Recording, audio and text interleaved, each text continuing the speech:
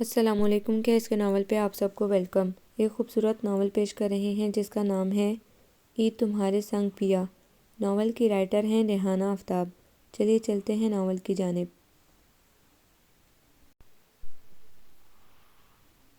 یلیجا ہارون مشہور و معروف فیشن ڈیزائنر اور کچن میں استجابی آواز پہ اس کا سر مکان کے انداز میں گھوما۔ اسکائی بلو جینز پہ ہم رنگ شرٹ پہنے وہ اچھا لگ رہا تھا۔ کف کے بٹنز کھلے ہوئے تھے۔ خوبصورت ہیئر کٹ کے ساتھ تازہ شیو کی نلاہٹیں لیے بے حد فریش نظر آ رہا تھا۔ زہر انگیز مسکراہٹ لبوں پہ رقصہ تھی۔ شوق نگاہیں اس کا طواف کر رہی تھی۔ کچن میں موجودگی پہ حیرانی کیوں؟ کیا میں لڑکی نہیں ہوں؟ وہ پلٹ کر اوون سے چاکلیٹ پیسٹری نکال رہی تھی۔ شکر ہے تم لڑکی ہو ورنہ میرا کیا ہوتا؟ اب وہ فریج کے اندر جھانک رہا تھا۔ تمہیں خبر تھی بھابھی کو ڈراپ کرنے میں آ رہا ہوں۔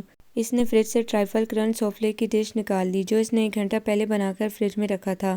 دوسرے ہاتھ میں اورنج جوس کا ٹن پیک تھا۔ اسپون اسٹینڈ سے چمچہ لے کر وہ ٹرائفل ٹرائی کر رہا تھا۔ اچھا ہے۔ ساتھ ہی کمنٹ سے بھی نوازا گیا۔ ٹن کھول کر لبوں سے لگا لیا۔ ہزاروں دیکھے مگر تم جیسا مہمان نہیں دیکھا۔ فرمائشی نظروں سے گورتے اس نے ٹرائفل کی ڈش جھپٹ لی۔ وہ تھوڑا سا اور تو کھانے دو کہتا رہ گیا۔ دو لوگ جب کافی گیپ کے بعد ملیں تو پہلے ایک دوسرے کا حال پوچھتے ہیں، فارمیلٹی نبھاتے ہیں، مگر تم… وہ ٹرالی میں ریفریشمنٹ سجا رہی تھی۔ واقعی میں نے کافی بدتہذیبی کا ثبوت دیا۔ ڈونٹ وری، ابھی سب ٹھیک کر لیتا ہوں۔ اس نے ٹن شیلف پہ رکھ کر دونوں ہاتھوں کو آپس میں رگڑا، پھر دایاں ہاتھ اس کی طرف بڑھایا۔ ہیلو میم، میں ازون ارتضیٰ ہوں، آپ کی سویٹ سسٹر کا نائس دیور، جسے آپ 2 سالوں سے جانتی ہیں، اور جہاں تک میری یادداشت کام کر رہی ہے پچھلے 1.5 برس سے ہم دونوں ایک دوسرے کی محبت میں سرتاپا مبتلا ہیں۔ مہینے میں ان گنت بار ملتے بھی ہیں، گھنٹوں آن لائن ہوتے ہیں۔ سو یہ پوچھنا ہے آپ کیسی ہیں؟ میرا کہنے کا یہ مقصد نہیں تھا۔ اس کی بات کاٹ کر ہاتھ پہ ہاتھ مارا۔ میں تو فارمیلٹی نبھا رہا تھا۔ تم یوں ہی بے ترتیب ٹھیک ہو؟ اس نے زچ ہو کے ہاتھ جوڑ دیے۔ نوازش، مگر آپ سنوری ہوئی کافی اچھی لگ رہی ہیں۔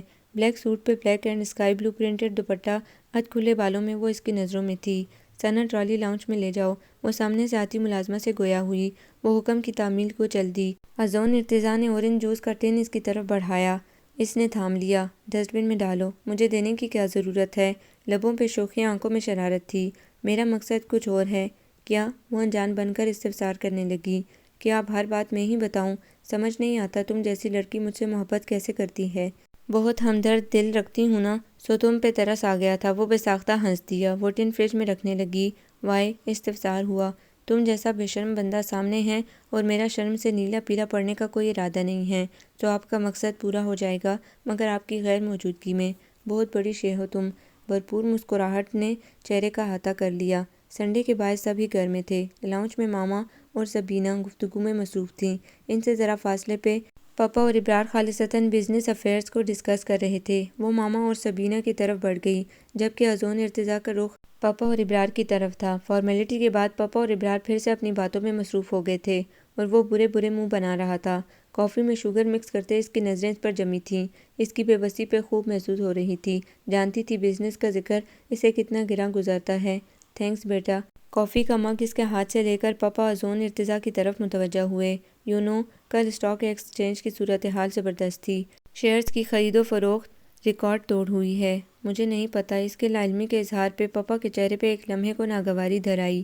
یلیجا ہارون کو بھی اس کے جواب نے گھورنے پہ مجبور کر دیا۔ یہی تو موقع ہوتا ہے جب وہ اپنی علمیت کی داغ بٹھا سکتا تھا۔ بزنس لورز کے سامنے یہ بیزاری یقیناً مضر صحت تھی۔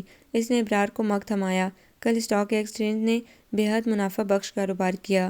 حسد سور ابرار گویا تھا اور وہ کمال درجے کی بے نیازی سے گویا ہوا۔ ابرار بھائی پلیز چینج دا ٹاپک۔ ابرار کے ساتھ ایک لمحے کو سبھی ٹھٹک گئے۔ ماما سبینہ بھی متوجہ ہو گئیں۔ یلیجا ہارون کسی قدر پھیکی پڑ گئی۔ مجھے نفرت ہے بزنس اور بزنس کی باتوں سے۔ کیا ہمارے پاس کرنے کو اور کوئی بات نہیں ہے؟ وہ معصومیت سے استفسار کر رہا تھا۔ ڈسکس کرنے کو تو اور بھی بے شمار ٹاپکس ہیں مگر ہر ٹاپک ہمیں کھانے کو نہیں دیتا۔ پاپا کا لہجہ اچھا خاصا اکھڑا اکھڑا ہو گیا۔ ماما نے سچویشن کو کنٹرول کیا۔ ازون تم یہاں ہمارے پاس آؤ، سبینہ بتا رہی ہے تم کل ماریشس جا رہے ہو دوستوں کے ساتھ۔ اندھے کو کیا چاہیے 2 آنکھیں۔ وہ فوراً سے پیشتر ان کے پاس سے اٹھ گیا۔ یہ حال ہے ان کا، بزنس کی باتیں سن کر منہ بن جاتا ہے۔ دنیا میں کیا ہو رہا ہے انہیں خبر نہیں ہو رہی ہوتی ہے۔ تو ایسے لڑکوں پہ جو اپنی صلاحیتوں کو بروئے کار لا کر کچھ کر دکھانے کا عزم نہیں رکھتے۔ سچ شکر کہ اس کا بھائی اور ہمارا داماد عاشر اس پہ نہیں گیا۔ سونے کا چمچہ منہ میں لے کر پیدا ہونے کا یہ مقصد نہیں کہ ٹورسٹ بنے ملکوں ملکوں عیاشی کرتے پھریں، جب سنو دوستوں کے ساتھ ٹرپ پہ ہوتے ہیں۔ یہ تو عاشر کا بڑا پن ہے جو اسے کچھ کہتا نہیں۔ اتنا بڑا بزنس اکیلے سنبھالنا کوئی آسان بات ہے۔ احساس کرنا چاہیے اسے، غیر ذمہ داری کی بھی کوئی حد ہوتی ہے۔ بنے گا کیا اسے لڑکوں کا؟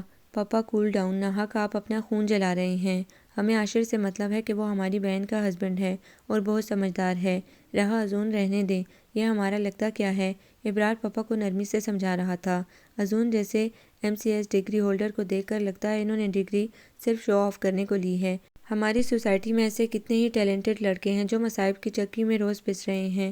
ان کے پاس اتنے وسائل نہیں کہ وہ اپنی ایجوکیشن کمپلیٹ کر کے ڈگری کے بلبوتے پہ اچھی پوسٹ پہ بیٹھ کر کچھ کر دکھائیں۔ اذون جیسے لڑکوں کو ڈگری کی بھی کیا ضرورت ہے؟ ان کا مقصد تو فقط وقت گزاری ہی ہے۔ وجاہت کے بعد عاشر تھا جس نے بزنس کو پروان چڑھایا۔ اگر آج عاشر اسے جائیداد سے بے دخل کر دے تو محترم رہیں گے کہاں؟ کھائیں گے کیا؟ کچھ کر تو سکتے نہیں کہ بزنس اور بزنس مین دونوں انہیں ناپسند ہیں۔ مجھے تو ایسے لوگوں کی موجودگی سے بھی خوف ہوتی ہے، پاپا دھیمے لہجے میں غصے سے کہے جا رہے تھے۔ ابرار انہیں کول ڈاؤن کرنے کی کوشش کر رہا تھا۔ لاؤنج کے دوسرے کونے میں براجمان اذون ارتضیٰ ماما اور سبینہ سے دنیا جہاں کی باتیں بگاڑ رہا تھا۔ پاپا اور ابرار کے درمیان براجمان یلیجا ہارون سن بیٹھی رہ گئی تھی۔ عمل سے زندگی بنتی ہے، جنت بھی جہنم بھی۔ پاپا اس مقولے پہ ایمان کی حد تک یقین رکھتے تھے۔ پاپا چیمبر آف کامرس میں ہارٹ کی کسی اہمیت رکھتے تھے۔ یہ کامیابی، یہ نام، بے پناہ عزت، بے تحاشا شہرت کسی نے طشت میں سجا کر انہیں پیش نہیں کیا تھا۔ اس عزت، دولت، شہرت کے پیچھے ان کی انتھک محنت اور کاوشوں کا بڑا عمل دخل تھا۔ پاپا کا ہمیشہ سے اٹل ارادہ ہوتا تھا یہ کرنا ہے اور پھر وہ کر گزرتے تھے۔ انہوں نے جس چیز کے لیے جدوجہد کی اللہ نے انہیں نواز دیا۔ پاپا خود کریٹو مائنڈ تھے اور انہیں ایسے ہی لوگ پسند تھے۔ تینوں بچوں کی پرورش پاپا نے عام ڈگر سے ہٹ کر کی تھی۔ سبینہ ماہر گائنیکالوجسٹ تھی۔ ابرار BBA کرنے کے ساتھ ہی پاپا کے ساتھ بزنس میٹنگز اور پارٹیز اٹینڈ کرتا رہا تھا۔ MBA کی ڈگری کے بعد وہ بزنس کو اپنا اوڑھنا بچھونا بنا چکا تھا۔ پاپا کو اس کا یہ فائدہ ہوا کہ پہلے ان کی 2 فرم تھی، تیسری فرم کا افتتاح انہوں نے چند سال پہلے ہی کیا تھا۔ سب سے چھوٹی یلیجا ہارون تھی جو اسٹائلش بوتیک کی روح رواں تھی۔ پچھلے ماہ برائڈل فیشن شو میں اس نے حصہ لیا تھا اور اسے ونر کے ٹائٹل سے نوازا گیا تھا۔ اپنے بچوں کی کامیاب لائف سے پاپا بے حد مطمئن تھے۔ 2 سال پہلے سبینہ کی شادی عاشر سے ہوئی تھی۔ عاشر اور سبینہ کی ملاقات بزنس ڈنر میں ہوئی تھی۔ عاشر کے پروپوزل پہ پاپا نے ہاں کا ووٹ دیا تھا کیونکہ عاشر بھی بزنس کا چمکتا ستارہ تھا۔ 6 ماہ پہلے ابرار کا بھی نکاح ہو گیا تھا۔ ندا ماما کی چہیتی بانجی تھی۔ رخصتی ندا کے لا کمپلیٹ کرنے پہ ہونی تھی۔ اذون ارتضیٰ یلیجا ہارون کی محبت میں مبتلا ہونے کا جرم کر بیٹھا تھا۔ یلیجا ہارون جیسی کچھ کر دکھانے کا عزم رکھنے والی لڑکی اسے متاثر کر گئی تھی۔ اس کی شخصیت میں بھی مقناطیسیت تھی کہ یلیجا ہارون اپنے دل کو اس کی طرف کھینچنے سے روک نہ سکی۔ اذون ارتضیٰ ہر طرح سے مکمل تھا مگر پروفیشن، کریز، بزنس، ان باتوں کا تذکرہ ہوتے ہی اس کی پرسنالٹی ڈاؤن ہونے لگتی تھی۔ وجاہت انکل کی حادثاتی موت کے بعد عاشر نے اسے بھائی نہیں بلکہ بیٹے جیسی محبت دی تھی۔ بقول سب کے یہی لاڈ اس کے لیے مضر ثابت ہو رہے تھے۔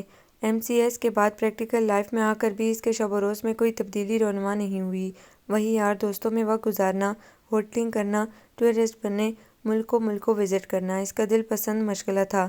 ماما اور سبینہ نے کئی بار اسے بزنس کی دنیا میں قدم رکھنے کو کہا مگر وہ بھائی ہیں نہ کہہ کر پھر کسی ملک کی خاک چھاننے چل دیتا۔ آج سے پہلے یلیجا ہارون کو اس کی ذات کی یہ خامی اتنی بری کبھی نہیں لگی تھی مگر شام کو اذون ارتضیٰ کے لیے پاپا کے کمنٹس نے اسے سوچنے پہ مجبور کر دیا تھا۔ پاپا اور اذون ایک دوسرے کے ضد تھے۔ اگر یہ تضاد یوں ہی چلتا رہتا تو یقیناً اس کی ذات بھی متاثر ہوئے بغیر نہ رہتی۔ حقیقت کو اس نے کھلی آنکھوں سے دیکھا تو اسے لگا پاپا کا کہنا غلط نہیں۔ کل کس نے دیکھا ہے جو ہے وہ آج ہے اور ابھی ہے، اور جس نے آج اور ابھی سے فائدہ نہیں اٹھایا اس کے لیے یقیناً کل بھی بے معنی بیکار ہوگا۔ کیا کر رہے تھے؟ رات اس کا فون آ گیا۔ نیٹ پہ بیٹھا تھا، کافی انتظار کروایا تم نے۔ ایک ماڈل کا ڈریس اسکیچ کر رہی تھی۔ اب تمہاری طرح فری تو ہوں نہیں، اس نے لطیف سا طنز کیا۔ کل تم ماریشس جا رہے ہو؟ ساتھ چلو گی؟ گرم جوشی سے آفر کی۔ 2 بار جا چکی ہوں، کتنے دن کا ٹرپ ہے؟ استفسار کیا۔ کنفرم تو کچھ کہہ نہیں سکتا، دوستوں کا موڈ جس رخ پہ مڑے گا ہم اسی پہ سفر کریں گے۔ اس کے بعد پاپا نے اس پہ سوچ کے در کھول دیے تھے۔ تم تک ہی آؤں گا۔ کیا ڈر لگ رہا ہے کہ میں بدل جاؤں گا؟ ماریشس بہت خوبصورت جگہ ہے، وہاں حسن بھی بے حد ہے۔ اس سے پہلے بھی تو میں کئی جگہوں پہ گیا ہوں، تب تو تم نے بے اعتباری نہیں جتائی۔ پہلے تو کبھی تمہیں ڈر نہیں لگا؟ ڈر مجھے نہ تب لگ رہا تھا نہ اب لگ رہا ہے۔ بے اعتباری نہ پہلے تھی نہ اب ہے۔ مجھے یقین ہے جو چیز میری ہے وہ مجھے ملے گی۔ دیٹس گڈ، اس نے سراہا۔ تم اپنے پروفیشن کو کب سیریسلی لوگے؟ اب کس نے کھل کے استفسار کیا۔ سب کچھ تو ٹھیک چل رہا ہے، انداز ڈالنے والا تھا۔ پھر بھی تمہیں سوچنا چاہیے۔ سوچ لوں گا، پروفیشن اور کیریئر کے لیے وقت بہت ہے۔ اس کا لہجہ لاپرواہ تھا۔ کبھی کبھی وقت ریت کی طرح مٹھی سے نکل جاتا ہے اور خبر بھی نہیں ہوتی۔ انداز ناصحانہ تھا۔ کیا ہو گیا؟ اتنی ٹچی کیوں ہو رہی ہو؟ کل میں جا رہا ہوں، بجائے پیار و محبت کی بات کرنے کے تم۔ اس کا موڈ آف ہونے لگا۔ میں نے کچھ غلط نہیں کہا۔ تم سوچو تو بزنس۔ وہ برین واشنگ کی کوشش کر رہی تھی اور وہ رابطہ منقطع کر چکا تھا۔ تعصب سے سر ہلاتے اس نے ری ڈائل کا بٹن پریس کیا۔ ازی، کیا بچپنا ہے؟ بات کرنی ہے تو بولو، ورنہ میں بند کر رہی ہوں فون۔ وہ خاموش تھا۔ ناچار اسے دھمکی دینا پڑی۔ بات کروں گا، پہلے وعدہ کرو موڈ خراب کرنے والی بات نہیں کرو گی۔ انداز نے روٹھا تھا۔ لمبی سانس بھر کے اس نے کہا، وعدہ رہا۔ آج کے لیے اتنا ہی کافی تھا۔ جانتی تھی وہ چکنا گڑھا ہے، آہستہ آہستہ ہی قابو میں آئے گا۔ پاپا نے اسے اذون ارتضیٰ کے کیریئر کی فکر میں مبتلا کر دیا تھا۔ اس میں اس کا مفاد جو پوشیدہ تھا۔ 1.5 ماہ کا عرصہ بیت گیا تھا اور اذون ارتضیٰ اب تک دیار غیر کی بھول بھلائیوں میں کھویا ہوا تھا۔ آج کل وہ کہاں ہے، یہ اس کی ای میل سے پتہ لگتا تھا۔ یلیجا ہارون اس کی موجود روش سے کھولنے لگی تھی۔ سیر و تفریح کی بھی ایک حد ہوتی ہے۔ باتوں باتوں میں اس نے سبینہ کو کہا بھی تھا، آپ لوگ اذون کو روکتے ٹوکتے نہیں، بے مصرف گزارے وقت کا احساس دلائیں۔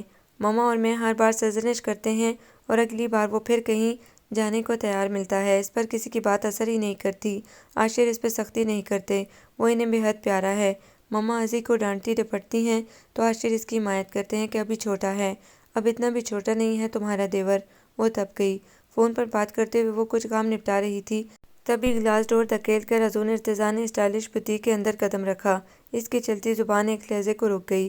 مسٹرڈ جینس میں وائٹ شرٹ پہنے، سن گلاسز آنکھوں پہ چڑھائے، بے حد فریش نظر آ رہا تھا۔ وہ پھر سے اپنے کام کی طرف متوجہ ہو گئی۔ آپ تشریف رکھیں سر۔ رینا اس کی سیکرٹری تھی۔ اذون ارتضیٰ سے بڑی حد تک آشنا تھی۔ وہ اکثر و بیشتر آتا رہتا تھا۔ It's okay. وہ ہینگ کیے ملبوسات کو دیکھ رہا تھا۔ آنکھوں میں پسندیدگی کے رنگ گہرے تھے۔ کسٹمر کو فارغ کر کے وہ اس تک آئی۔ ہیلو۔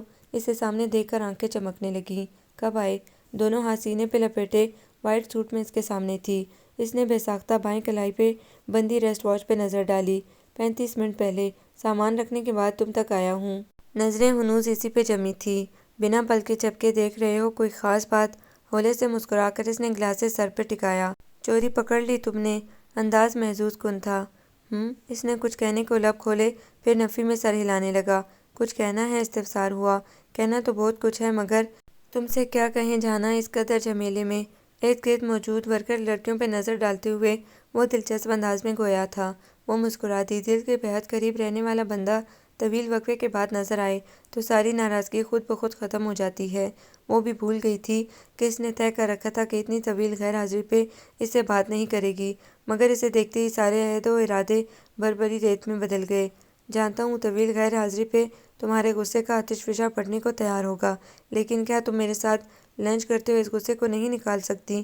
تمہاری ڈانٹ پھٹکار خاموشی سے سنوں گا، آئی سویئر۔ کہتے ہوئے اس کی مسکراہٹ بھرپور تھی۔ تم نہیں سدھرو گے۔ کیسا جادوگر تھا وہ، پل بھر میں سب اپنے سنگ باندھ لیتا تھا۔ نظر، خیال، دل، سب اس کے تابع ہو جاتے تھے۔ Reena, take care. Purse counter سے اٹھاتے وہ گویا ہوئی۔ یو ڈونٹ وری میم۔ تھوڑی دیر بعد وہ لنچ کر رہے تھے۔ نیندوں میں خوابوں کا سلسلہ، خوابوں میں یادوں کا سلسلہ۔ ملے جب سے تم خود سے جدا ہو گئے، خدا کی قسم تم پہ فدا ہو گئے۔ واپسی پہ اسٹیریو آن تھا۔ گلوکار کے ساتھ گنگناتا وہ بے حد خوش نظر آ رہا تھا۔ پرسکون گوشے پہ اس نے گاڑی کو بریک لگایا۔ یلیجا ہارون نے خاموشی سے اسے دیکھا۔ ڈیش بورڈ سے بلو کیس اٹھا کر اس کی طرف بڑھایا۔ تمہارے لیے لیا تھا۔ خاموشی سے کیس لے کر کھول کر دیکھا۔ اندر وائٹ گولڈ کی چین اور رنگ تھی۔ بہت خوبصورت ہے، اس نے کیس بند کرتے ہوئے کہا۔ اذون نے کیس اس سے لے لیا۔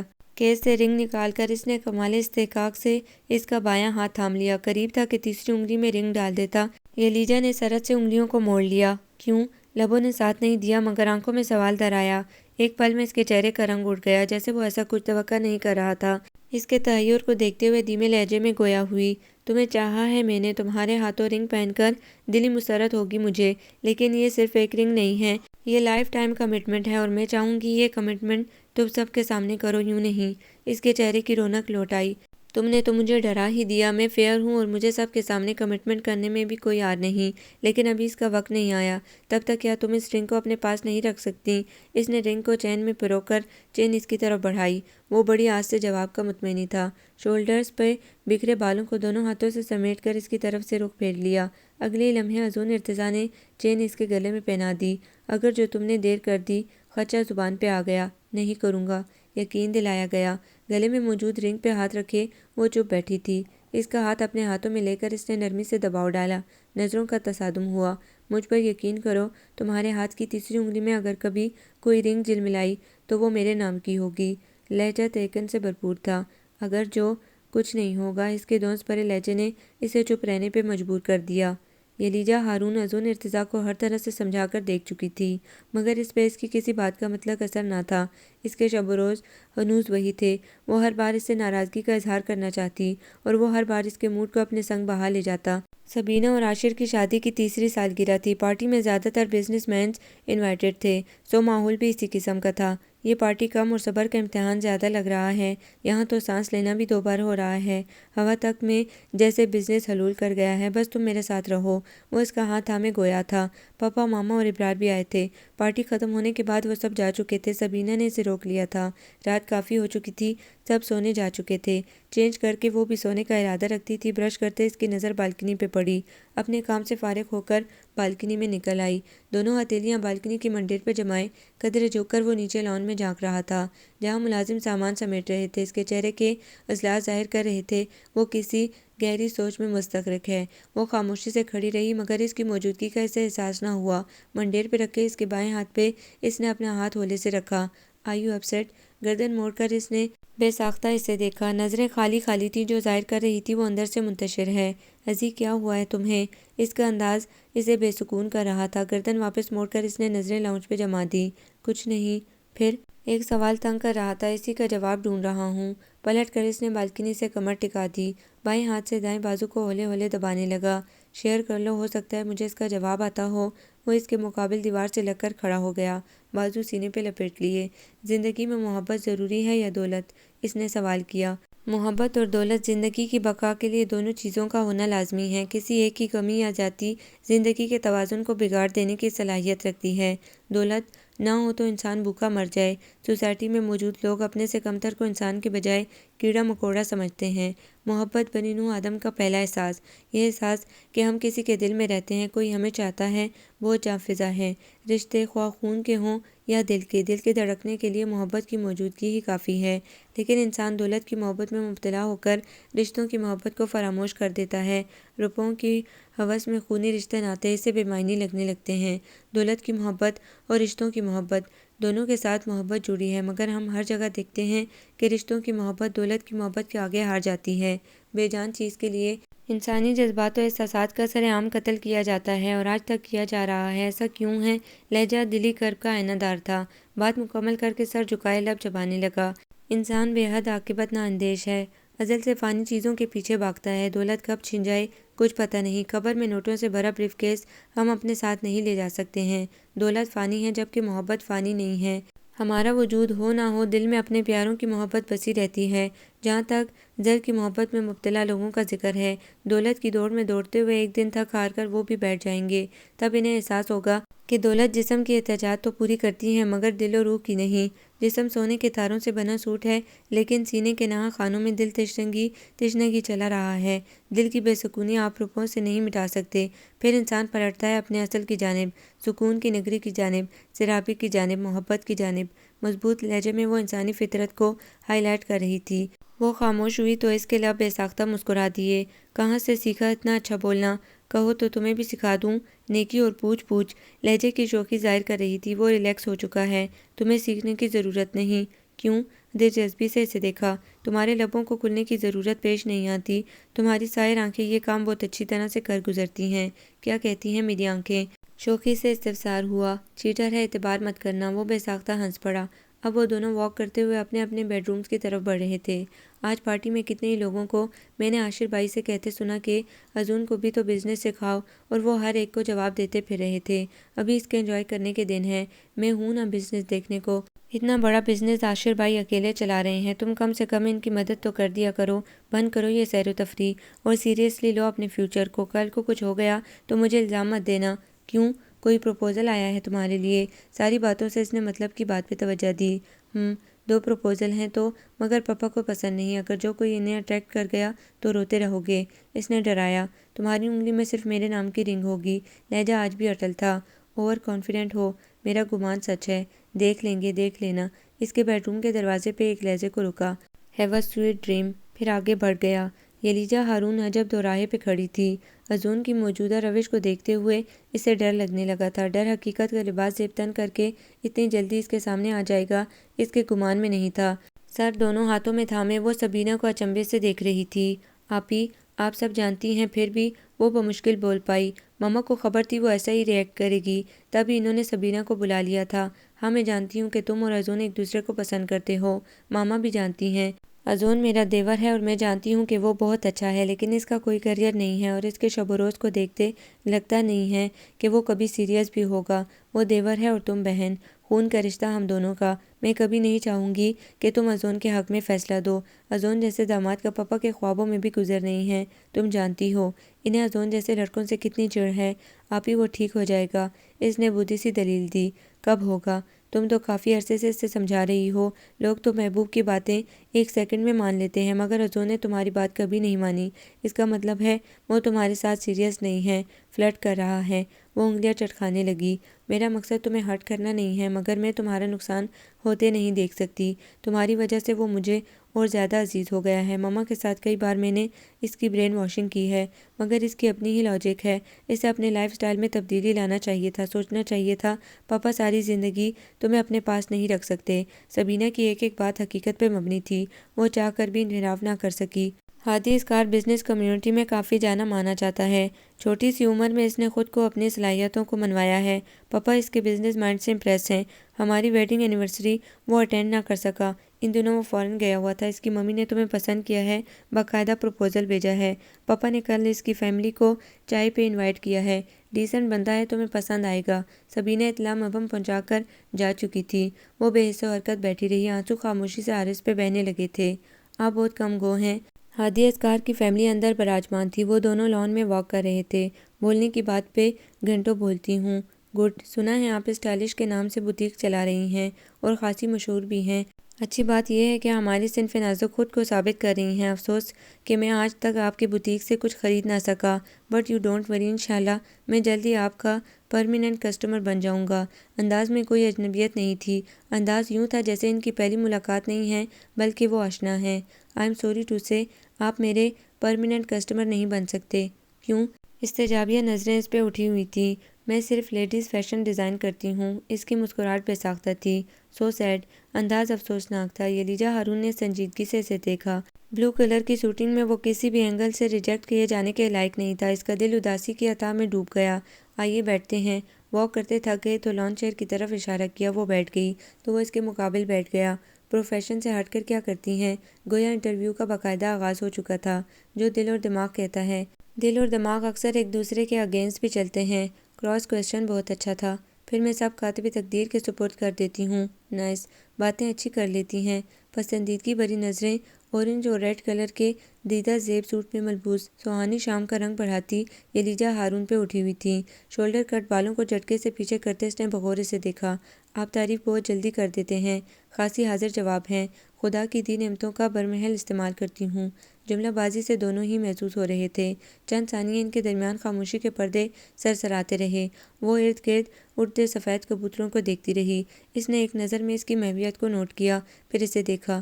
پرندوں سے بہت محبت ہے، نفرت تو کسی سے نہیں کرتی۔ ملازم چائے رکھ کر جا چکا تھا۔ Sugar half teaspoon. اس نے کپ اس کے سامنے رکھ دیا۔ تھینکس۔ یو نو، ہماری فیملی کی میٹنگ کا بیک گراؤنڈ آپ کو پتہ ہوگا۔ اسپون کپ میں ہلاتے ہوئے وہ گویا تھا۔ وہ خاموش نظریں کپ پہ جمائے بیٹھی رہی۔ فرینک ہو کر ایک سوال پوچھنا چاہوں گا، اجازت ہے؟ جی پوچھیں۔ آپ ماشاءاللہ سے بڑی امپریسو پرسنالٹی رکھتی ہیں۔ ہو سکتا ہے بہت سو نے آپ کو چاہا ہو، کوئی آپ کے ساتھ کا تمنائی ہو، کبھی آپ کو کوئی اچھا لگا؟ کبھی آپ نے کسی کو چاہا؟ ہادی اسکار کے سوال نے دل میں درد کے تار چھیڑ دیے تھے۔ حلق میں آنسوؤں کا گولہ پھنس گیا تھا۔ اسے لگا اگر وہ اس وقت جواب نہ دے سکی تو شاید کبھی نہ دے سکے۔ وہ بغور اسے دیکھ رہا تھا۔ کیا کوئی ہے؟ جھکا سر اٹھا کر اس نے بغور اس کے آنکھوں میں دیکھا۔ نہیں۔ لب بھینچ کر آنکھوں میں آئے پانی کو اندر اتارا۔ آپ کہیں جا رہی ہیں مما؟ ایک ماں کی سیاحت سے وہ ابھی لوٹا تھا۔ عزیز بہت بھوک لگی ہے، کھانا کھلا دو بھائی۔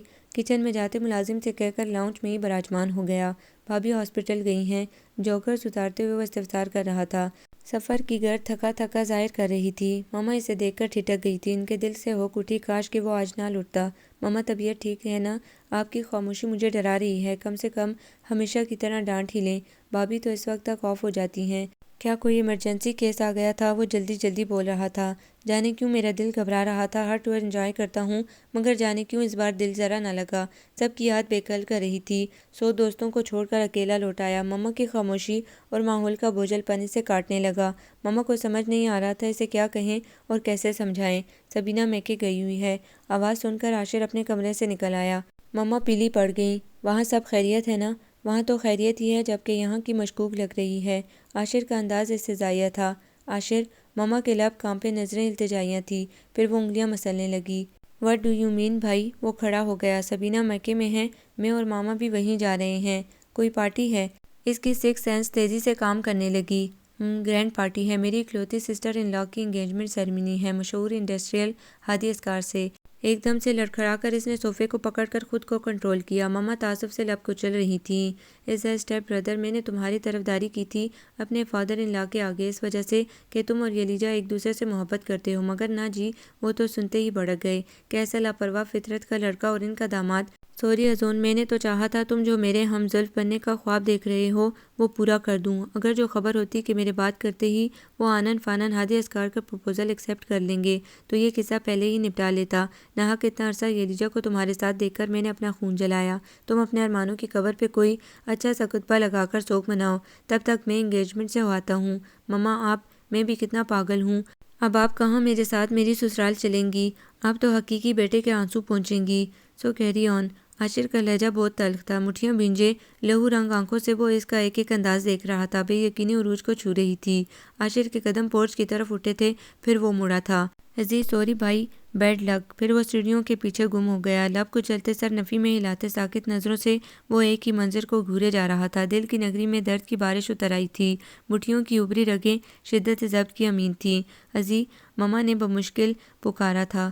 آج انہیں اپنی تہہ دامنی کے ساتھ اس کی محرومی کا احساس ہوا تھا۔ جانتی تھی بچپن سے آج تک اس نے کبھی ان سے شکایت نہیں کی تھی، کسی حق تلفی پہ رویا چیخا چلایا نہیں تھا، مگر آج وہ چاہتی تھی وہ روئے چیخے چلائے، کیونکہ یلیجا ہارون اس کا پہلا خواب تھی۔ اس کی کتنی ہی باتیں وہ ان سے کرتا رہتا تھا۔ ہر چیز چھیننے والے عاشر نے آج اس سے اس کی زندگی چھین لی تھی۔ چند ثانیے ساکت و صامت کھڑا رہا، پھر جھٹکے سے پورچ کی طرف چل دیا۔ تھوڑی دیر بعد اس کی گاڑی مین گیٹ کراس کر کے ہوا سے بات کر رہی تھی۔ اپنی بوتیک کے سب سے خوبصورت گرین کلر کے لہنگے میں ماہر بیوٹیشین کے ہاتھوں تیار ہو کر وہ بے چین لگ رہی تھی۔ ڈریسنگ روم میں اس وقت کوئی نہیں تھا۔ لڑکے والے آ چکے تھے۔ تنہائی میسر ہوئی تو وہ سرو کا دائنے کے آگے کھڑی ہو گئی۔ اس دن کا، اس روپ کا انتظار تھا۔ اب جب یہ ساعت آ گئی تھی، وہ دلہن بنی کھڑی تھی تو اس ساتھ برف کی سل میں بدل گئے تھے۔ اس کے تمام خواب ازون ارتضا سے بندھے تھے اور وہ ہادی اسکار کی منگیتر بننے چلی تھی۔ اس طوفان کو روکنے کی اس نے اپنی سی پوری کوشش کی تھی، مگر اکیلی اس طوفان پہ بند نہ باندھ سکی۔ چین میں پرویا رنگ اب بھی اس کے گلے میں موجود تھا، مگر ازون ارتضا اس سے بہت دور ہو گیا تھا۔ وہ رو نہیں رہی تھی، نہ ہی اسے رونا آ رہا تھا۔ رنگ مٹھی میں بھینجے اپنے ایک ایک نقوش میں وہ اسے کھوج رہی تھی، ڈھونڈ رہی تھی، جو نہ جانے کن راہوں کی خاک چھان رہا تھا، جو ہمیشہ اس کی باتوں کو ٹال جایا کرتا تھا۔ ڈریسنگ روم کا دروازہ کھول کر کوئی اندر داخل ہوا، پھر اس نے آئینے میں اس کے عکس کو ابھرتے دیکھا۔ وہ تصور نہیں، اپنی ہستی کا عزام لیے اس کے سامنے تھا۔ اسے شانوں سے پکڑ کر اس نے اس کا رخ اپنی طرف کیا۔ ساحر نظریں اس کے حسین روپ میں اٹک اٹک گئی۔ اس کے دونوں شانوں کو تھامے قابل آنکھوں میں جھانکتے ہولے سے پردرد لہجے میں استفسار کیا، کیوں؟ اب یہ سوال کیوں؟ قاتل آنکھوں میں بے شمار شکوے در آئے۔ میرا انتظار بھی نہیں کیا؟ لہجہ شکستہ تھا۔ کب تک کرتی؟ پلکیں چپک کر اس نے آنکھوں کا پانی کنٹرول کیا۔ کہا تھا نا مت گواؤ وقت، کہا تھا سیریسلی لو اپنے پروفیشن کو، کہا تھا نا ہر پیرنٹس اپنے داماد کو بڑا عالم و فاضل دیکھنا چاہتے ہیں۔ کہا تھا نا دیر ہو گئی تو، کہا تھا نا وقت ریت کی طرح مٹھی سے نکل جاتا ہے، کہا تھا نا پاپا کو کوئی انسپائر کر گیا تو روتے رہو گے، کہا تھا نا الزام مت دینا۔ عالم جنون میں وہ اس کے سینے پہ مکے مارتی گویا تھی۔ آنسو مسلسل بہہ رہے تھے، لہجہ کپ کپا رہا تھا، آنکھیں شدت گریہ سے گلابی ہو گئی تھیں۔ وہ خاموشی سے اس کا منتشر وجود دیکھتا رہا۔ کتنا کچھ کہا تھا میں نے، پر ایک نہ مانی۔ اب کیوں آئے ہو میری بے بسی کا تماشا دیکھنے؟ یہ دیکھنے کہ کسی اور کے نام کی رنگ پہنے ہوئے مجھے کتنی تکلیف ہوتی ہے، یہ دیکھنے کہ تمہیں کھونے کے خوف نے میری کیا حالت کی ہے۔ اس کے کالر کو مٹھی میں دبوچ کر جھٹکا دیتے وہ ٹوٹ پھوٹ کا شکار تھی۔ قصور تمہارا نہیں میرا ہے، تم سے محبت کر کے میں نے بہت بڑی بھول کی۔ میں یلیجا ہارون، بزنس کی دنیا کے گاڈ فادر کی بیٹی، معروف فیشن ڈیزائنر، مجھے محبت کرنے کے لائق نظر آیا بھی تو کون؟ جو زندگی میں کبھی سیریس نہیں ہوا، جس نے کبھی پروفیشن کے بارے میں نہیں سوچا، جو بھائی کے ٹکڑوں پہ پل رہا ہے، جس کی اپنی کوئی پہچان نہیں، دو وقت کھانے کو پاس ایک دھیلا نہیں۔ میں بھی پاگل تھی جو تم جیسے ناکام انسان سے پیار کر بیٹھی۔ تم چلے جاؤ یہاں سے، مجھے اب نہ تو کبھی تم سے ملنا ہے، نہ ہی کبھی تم سے بات کرنی ہے۔ مہندی سے رچے دونوں ہاتھ اس کے سینے پر رکھ کر اسے پیچھے دھکیل دیا۔ اس کے قدم مضبوطی سے جمے رہے۔ تمام طرز باتیں اس نے خاموشی سے سنی تھی۔ اس گھڑی کوئی احساس گہرا تھا تو اس کی دل گرفتگی کا۔ لیجا، وہ کافی دیر بعد کچھ کہنے کے قابل ہوا تھا۔ میں مشہور انڈسٹریل کی منگیتر بننے جا رہی ہوں، آپ جیسے بیکار لوگوں کو نہیں جانتی، بہتر ہوگا مجھے اس طرح استحقاق سے نہ پکاریں۔ اس نے رخ موڑ کر تڑک کر جواب دیا۔ لہجہ و انداز تکبر سے بھرا تھا۔ آگے بڑھ کر اس نے ڈریسنگ روم کا دروازہ کھول دیا۔ آپ جا سکتے ہیں۔ بیگانوں کا تاثر لیے وہ لاتعلق بنی کھڑی تھی۔ اجنبی تاثرات پہ وہ اس تک آیا۔ میں نے بھی ایک بات کہی تھی، تمہاری انگلی میں صرف میرے نام کی رنگ ہوگی، خواب دیکھنے پر پابندی نہیں ہے۔ اس کا استہزائیہ رنگ گہرا تھا۔ تعبیر بدلتے دیر کتنی لگتی ہے، اوور کانفیڈنس کا شکار تو تم شروع سے رہے ہو۔ مجھے درد دیا، اب میں تمہیں بتاؤں گی درد سے کتنی تکلیف ہوتی ہے۔ تمہاری اولین آرزو رہی ہے نا کہ میری انگلی میں تمہارے نام کی رنگ جلملائے، لیکن ابھی جب ہادی اسکار میرے بائیں ہاتھ کی تیسری انگلی میں سب کے سامنے رنگ ڈالے گا، تب تمہاری تعبیر کی دھجیاں بکھر جائیں گی۔ اندر کی ساری جلن لہجے میں آسمائی تھی۔ اس کا بایاں ہاتھ دروازے کے پٹ پہ تھا، جبکہ دوسرے ہاتھ سے اس نے لہنگا سنبھالا ہوا تھا۔ تم ایسا کچھ نہیں ہونے دو گی، میں ایسا ہی کروں گی۔ وہ بے حد خونخوار ہو رہی تھی۔ ایسا کچھ نہیں ہوگا، میں ایسا ہونے نہیں دوں گا۔ میں نے زندگی میں بہت کم ضد کی ہے، اور جب بھی کی اس ضد کو پورا کر کے دم لیا ہے، خواہ اس ضد نے مجھے کتنا ہی درد دیا ہو۔ سوری لیجا، کہنے کے ساتھ ہی دروازے کا پٹ اس نے بند کر دیا تھا۔ اس کی چیخ دلدوز تھی۔ دروازے پہ موجود بائیں ہاتھ کی انگلیاں دب گئی تھی۔ سرعت سے دروازہ واپس کھول کر اس نے اس کی کلائی تھام لی۔ مہندی سے سجی انگلیاں زخمی ہو گئی تھیں۔ تیسری اور چوتھی انگلی سے خون نکل آیا تھا، باقی دونوں انگلیوں کے ناخن ٹوٹ گئے تھے۔ تکلیف کی شدت سے وہ بلبلا رہی تھی۔ سوری، میرے پاس اور کوئی راستہ نہیں تھا۔ ہولے سے سرگوشی کر کے وہ ڈریسنگ روم سے نکل گیا۔ باہر فل والیوم میں میوزک آن تھا، جس کے باعث اس کی چیخ دب گئی تھی۔ چلو لیجا، تمہارا بلاوا آ گیا۔ سبینہ کے ساتھ کئی ایک کزنز اسے اسٹیج پہ لے جانے کو موجود تھیں۔ پانی کی دار کھولے وہ انگلیاں صاف کر رہی تھی۔ یہ کیا ہوا؟ سبینہ نے کلائی تھام لی۔ مائی گاڈ، انگلیاں تو بری طرح زخمی ہو گئی ہیں۔ یہ ہوا کیسے؟ وہ تشویش سے معائنہ کر رہی تھی۔ میرا سر بہت دکھ رہا تھا، آپ کو بلانے کے لیے دروازے تک آئی تو دروازہ ہاتھ سے چھوٹ گیا اور انگلیاں دب گئی۔ شدت گریہ سے سرخ آنکھیں چراتے ہر ایک کو یہی کہانی سنا رہی تھی۔ سمیہ، کسی کو بھیج کر فرسٹ ایڈ منگوا لو، لاپرواہی کی بھی حد ہوتی ہے۔ لڑکی آج کے دن، اور وہ بھی بایاں ہاتھ۔ تھوڑی دیر بعد چاروں انگلیوں میں بینڈیج کیے وہ اسٹیج پہ ہادی اسکار کے پہلو میں براجمان تھا۔ یہ کہانی ہادی نے بھی سن لی تھی، سو اس نے سیدھے ہاتھ کی تیسری انگلی میں رنگ ڈال دی۔ اسٹیج تالیوں سے گونج اٹھا تھا۔ آسمان بنفشی رنگوں میں نہا گیا تھا۔ شب بارات کی بابرکت رات تھی۔ چھت کی منڈیر سے لگی کافی دیر سے وہ آتش بازی کا دیدہ زیب نظارہ دیکھ رہی تھی۔ پٹاخوں سے کان پڑی آواز سنائی نہیں دے رہی تھی۔ چھوٹے چھوٹے بچے اپنی اپنی چھتوں پر پھلجھڑیاں جلا کر انجوائے کر رہے تھے۔ مغویت سے انہیں دیکھتی رہی۔ جب تھک گئی تو نظریں انگلیوں پہ مرکوز کر لیں۔ درد کے احساس کے ساتھ درد دینے والا تصور کے پردوں میں لہرا گیا۔ 12 بجے کے بعد بوضو ہو کر وہ اپنے رب کے حضور سجدہ ریز ہو گئی۔ ساری رات حالت عبادت میں گزاری۔ پچھلی شب برات میں اذون ارتجاع اس کے پاس تھا اور بار بار اس سے تنگ کر رہا تھا۔ وہ اس سے سخت سست کہتی، اتنے بڑے ہو گئے ہو، تمہیں خبر نہیں کہ عبادت کی رات ہے؟ کیسے مسلمان ہو تم؟ اس نے ڈٹائی سے مسکرا کر کہا تھا۔ عبادت کرتے ہوئے بڑی اچھی لگ رہی ہو، اتنا پاکیزہ سراپا میں نے آج تک نہیں دیکھا۔ اللہ سے جو مانگنا ہے مانگ لو، یقیناً تم اس سے بھی بڑی اچھی لگ رہی ہوگی۔ تب وہ اس سے آزمائشی نظروں سے گھورتی رہی تھی۔ آج نہ وہ اس کے پاس تھا، نہ اس کی آواز تھی۔ ہاتھ دعا کو اٹھائے وہ کچھ بھی تو نہ مانگ سکی۔ کبھی کبھی لب ساتھ نہیں دیتے، مگر دل کی ہر دھڑکن دھڑک کر اپنی تشنہ آرزوئیں بیان کر دیتی ہے۔ اور اللہ جو ہر رات ساتوں آسمان سے نیچے آ کر اپنے بندوں کو مانگنے کو کہتا ہے، دینے کو تیار رہتا ہے، بے شک اس کی نگاہوں سے کچھ پوشیدہ نہیں۔ وہ نیتوں کا حال بھی جانتا ہے، دل میں سر اٹھاتی امکتی خواہش بھی دیکھ لیتا ہے، پلکوں تلے بننے والے خوابوں سے بھی آشنا ہوتا ہے۔ وہ پھٹ چکی تھی، ساری رات کی جاگی آنکھیں جل رہی تھی، آنکھوں کی جلن طویل شب بیداری کی چغلی کھا رہی تھی۔ تکیے پہ اس نے سر رکھتے دکھتی آنکھوں کو شہادت کی انگلیوں سے سہلایا۔ دفعتاً اس کے سیل کی بیپ ہوئی، ہاتھ بڑھا کر اس نے سیل اٹھایا۔ اسکرین پہ موجود نام اور نمبر پہ دل کی دھڑکن تھم گئی، نہ چاہتے ہوئے بھی اس نے کال ریسیو کر لی۔ ہیلو، آواز کا بوجھل پن آیا تھا۔ رو رہی ہو؟ اپنائیت سے استفسار ہوا۔ نہیں، آرزوں پہ آنسو لڑک آئے تھے۔ مجھ سے جھوٹ مت بولو، تمہیں بہت اچھی طرح جانتا ہوں، اس نے دعویٰ کیا۔ وہ خاموش رہی۔ انگلیاں کیسی ہیں؟ چوٹ گہری تو نہیں آئی؟ فکر مندی سے پوچھا۔ بہت گہری چوٹ آئی ہے، لہجہ آنسوؤں میں بھیگ گیا۔ سوری لیجا، میں اس وقت خود کو کنٹرول نہ کر سکا۔ وہ بے چارگی سے اپنے جنون کا اعتراف کر رہا تھا۔ مجھے معاف کر دو۔ چند ثانیے خاموشی رہی۔ عبادت کی تھی؟ میں نے بھی کی، میں نے اللہ سے تمہیں مانگا ہے اور مجھے یقین ہے میری دعا پوری ضرور ہوگی۔ ابھی مسجد سے لوٹا ہوں، تم بہت یاد آ رہی تھی، کافی دن ہو گئے تھے تم سے بات کیے۔ وہ اس انداز میں گویا تھا جیسے ان کے مابین کچھ نہ ہوا ہو، سدا کسا انداز تھا جیسے لمبے ٹور سے لوٹا ہو اور وہ پرانی علیجہ ہارون ہو۔ حقیقت کو قبول نہ کرنے سے حقیقت کی حیت بدل نہیں جاتی۔ علیجہ ہارون جانتی تھی وہ اس کا گزرا کل ہے، جبکہ آج وہ کسی کی منگیتر ہے۔ کال ڈسکنیکٹ کر کے اس نے سیل لاک کر دیا۔ اذون ارتضیٰ، اسی دن کے ڈر سے تمہیں سمجھاتی تھی، تم نے خود تو دکھوں کا سودا کیا ہی، ساتھ ہی مجھے بھی درد کے ساگر میں ڈال دیا۔ محبت کے نام پہ کیا دیا تم نے مجھے؟ درد، تڑپ، کسک، ملال، اذیت۔ کتنے سنگ دل ہو تم، بے حس، ظالم، بے مہر۔ بازو آنکھوں پہ رکھے وہ اذیت کے پل سے گزر رہی تھی۔ اتوار کا دن تھا، یلیجا کو چھوڑ کر سب عاشر کے ہاں موجود تھے۔ عاشر پپا کی گڈ بک میں ہمیشہ سے تھا، سو اس کے بلاوے پر پپا اور ابرار بھی آئے بیٹھے تھے۔ ڈنر تو ایک بہانہ تھا، اصل میں تو عاشر پپا کی شہرت کو کیش کراتا تھا۔ اس کی ساکھ پپا ہی کی بدولت اچھی رہی تھی۔ جب بزنس پرابلم کا شکار ہوا، پپا نے اس کی ہیلپ کی تھی، وہ آئندہ بھی ان کی توجہ کا طالب تھا۔ دیدہ زیب لائٹس کی روشنی میں لان میں دن کا گمان ہو رہا تھا۔ مما اور ماما اپنی باتیں کر رہی تھیں، سبینہ ان کا ساتھ دے رہی تھی، جبکہ پپا، ابرار اور عاشر زور و شور سے بزنس کمیونٹی میں اچانک تہلکہ مچا دینے والی فرم کا تذکرہ چھیڑے بیٹھے تھے۔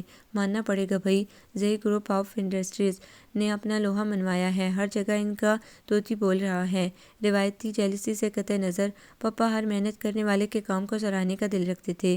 میری نالج کے مطابق اس فرم کو اسٹارٹ ہوئے 2 سال ہوئے ہیں، اور اتنے قلیل وقت میں اس فرم نے چیمبر آف کامرس کے ساتھ تمام انڈسٹریلسٹ کی نیند اڑا دی ہے۔ اس فرم کے پیچھے یقیناً کوئی ماسٹر مائنڈ بندہ ہے۔ ابرار بھی امپریس تھا۔ نو ڈاؤٹ، عاشر نے بھی سراہا۔ پپا، اب ہمیں ٹف کمپٹیشن کا سامنا ہوگا۔ ابرار نے دوسرا رخ دکھایا۔ کریں گے بیٹا، کمپٹیشن کا مزہ بھی اسی وقت آتا ہے جب مد مقابل زوراور ہو۔ پپا کا لہجہ مسکراتا ہوا تھا۔ اس سے پہلے میں زئی گروپ آف انڈسٹریز کے روح رواں سے ملنے کا خواہشمند ہوں۔ ابرار، جتنی جلدی پاسبل ہو تم میری میٹنگ طے کر لینا۔ ایک جینیس بندے سے نہ ملنا اس کی توہین ہے۔ آپ ان دنوں آسٹریلیا گئے ہوئے تھے، میری ایک بار ملاقات تو ہوئی ہے اس کے آنر سے، مگر بے حد سرسری۔ پپا کا اشتیاق دیکھ کر اب تو مجھے بھی زئی گروپ کے کرتا دھرتا سے ملنے کا اشتیاق ہو رہا ہے۔ ایسا کیا کر دیا انہوں نے؟ عاشر نے مصنوعی اشتیاق کا تاثر دیا۔ در حقیقت اس جیسے خود پرستی کے مارے شخص پہ زئی گروپ آف انڈسٹریز کا ذکر گرا گزر رہا تھا۔ وہ بے حد جیلس ہو رہا تھا۔ تمہیں نہیں پتا؟ پپا کو جیسے افسوس ہوا۔ عاشر کو خفت کا احساس ہوا۔ کل انہوں نے ریکارڈ کنسائنمنٹ روانہ کیا ہے، جس سے ویسٹرن ممالک میں نہ صرف ان کی فرم کی داغ بیٹھ گئی ہے، بلکہ وہاں کی کئی انڈسٹریلسٹ نے ان سے رابطہ بھی کیا ہے، اپنے ساتھ کام کرنے کی منہ مانگی آفر کی ہے۔ مگر زئی گروپ آف انڈسٹریز کے ڈائریکٹر نے انکار کر کے چیمبر آف کامرس سے جڑے رہنے کا اعلان کیا ہے۔ نہیں، عاشر بھی متاثر ہوئے بغیر نہ رہ سکا۔ میں اس ماسٹر مائنڈ بندے سے ملنے کا خواہشمند ہوں۔ ایسے گوہر نایاب روز روز تھوڑی ملتے ہیں۔ پپا کا شوق برقرار تھا۔ السلام علیکم۔ اذون ارتضیٰ جانے کب سے ان کے درمیان موجود تھا۔ وہ خاموش ہوئے تو اس نے اپنی موجودگی کا احساس دلایا۔ کیسے ہو؟ ابرار نے فارمیلٹی نبھائی۔ بے حد اچھا ہوں۔ شوخی پہ پپا نے ایک ناگوار نظر ڈالی۔ زئی گروپ کے ماسٹر مائنڈ کے ذکر کے بعد اذون ارتضیٰ کی صورت دیکھنا پاپا کو ایسا لگا جیسے منہ میں میٹھے بادام کے ساتھ کڑوا بادام آ گیا ہو۔ یقیناً نیکسٹ ٹور کی تیاری کر لی ہوگی، پاپا استہزائیہ انداز میں گویا تھے۔ وہ دونوں ہاتھوں کی انگلیاں ایک دوسرے میں پھنسائے ریلیکس انداز میں بیٹھا تھا۔ عاشر نے بے ساختہ پہلو بدلا، وہ ہولے سے مسکراتے گویا ہوا، بہت ہو گئی سیاحت، میں نے سوچا ہے بھائی کے ساتھ بزنس میں ان کا ہاتھ بٹاؤں، کب تک اکیلے محنت کرتے رہیں گے؟ یہ تو بہت اچھی خبر ہے، ابرار نے بے ساختہ سراہا۔ چلو تمہیں خیال تو آیا۔ پاپا کا لب و لہجہ ہنوس تھا، دونوں کونیاں میز پہ دھرے وہ آگے کو جھک کر بیٹھا ہوا تھا۔ کل رات جب میں نے بھائی سے خواہش ظاہر کی کہ میں بزنس میں ان کی ہیلپ کرنا چاہتا ہوں، بزنس کے داؤ پیچ سیکھنا چاہتا ہوں، تو انہوں نے سختی سے انکار کر دیا۔ ماحول میں ایک عجیب طرح کا کھچاؤ در آیا تھا۔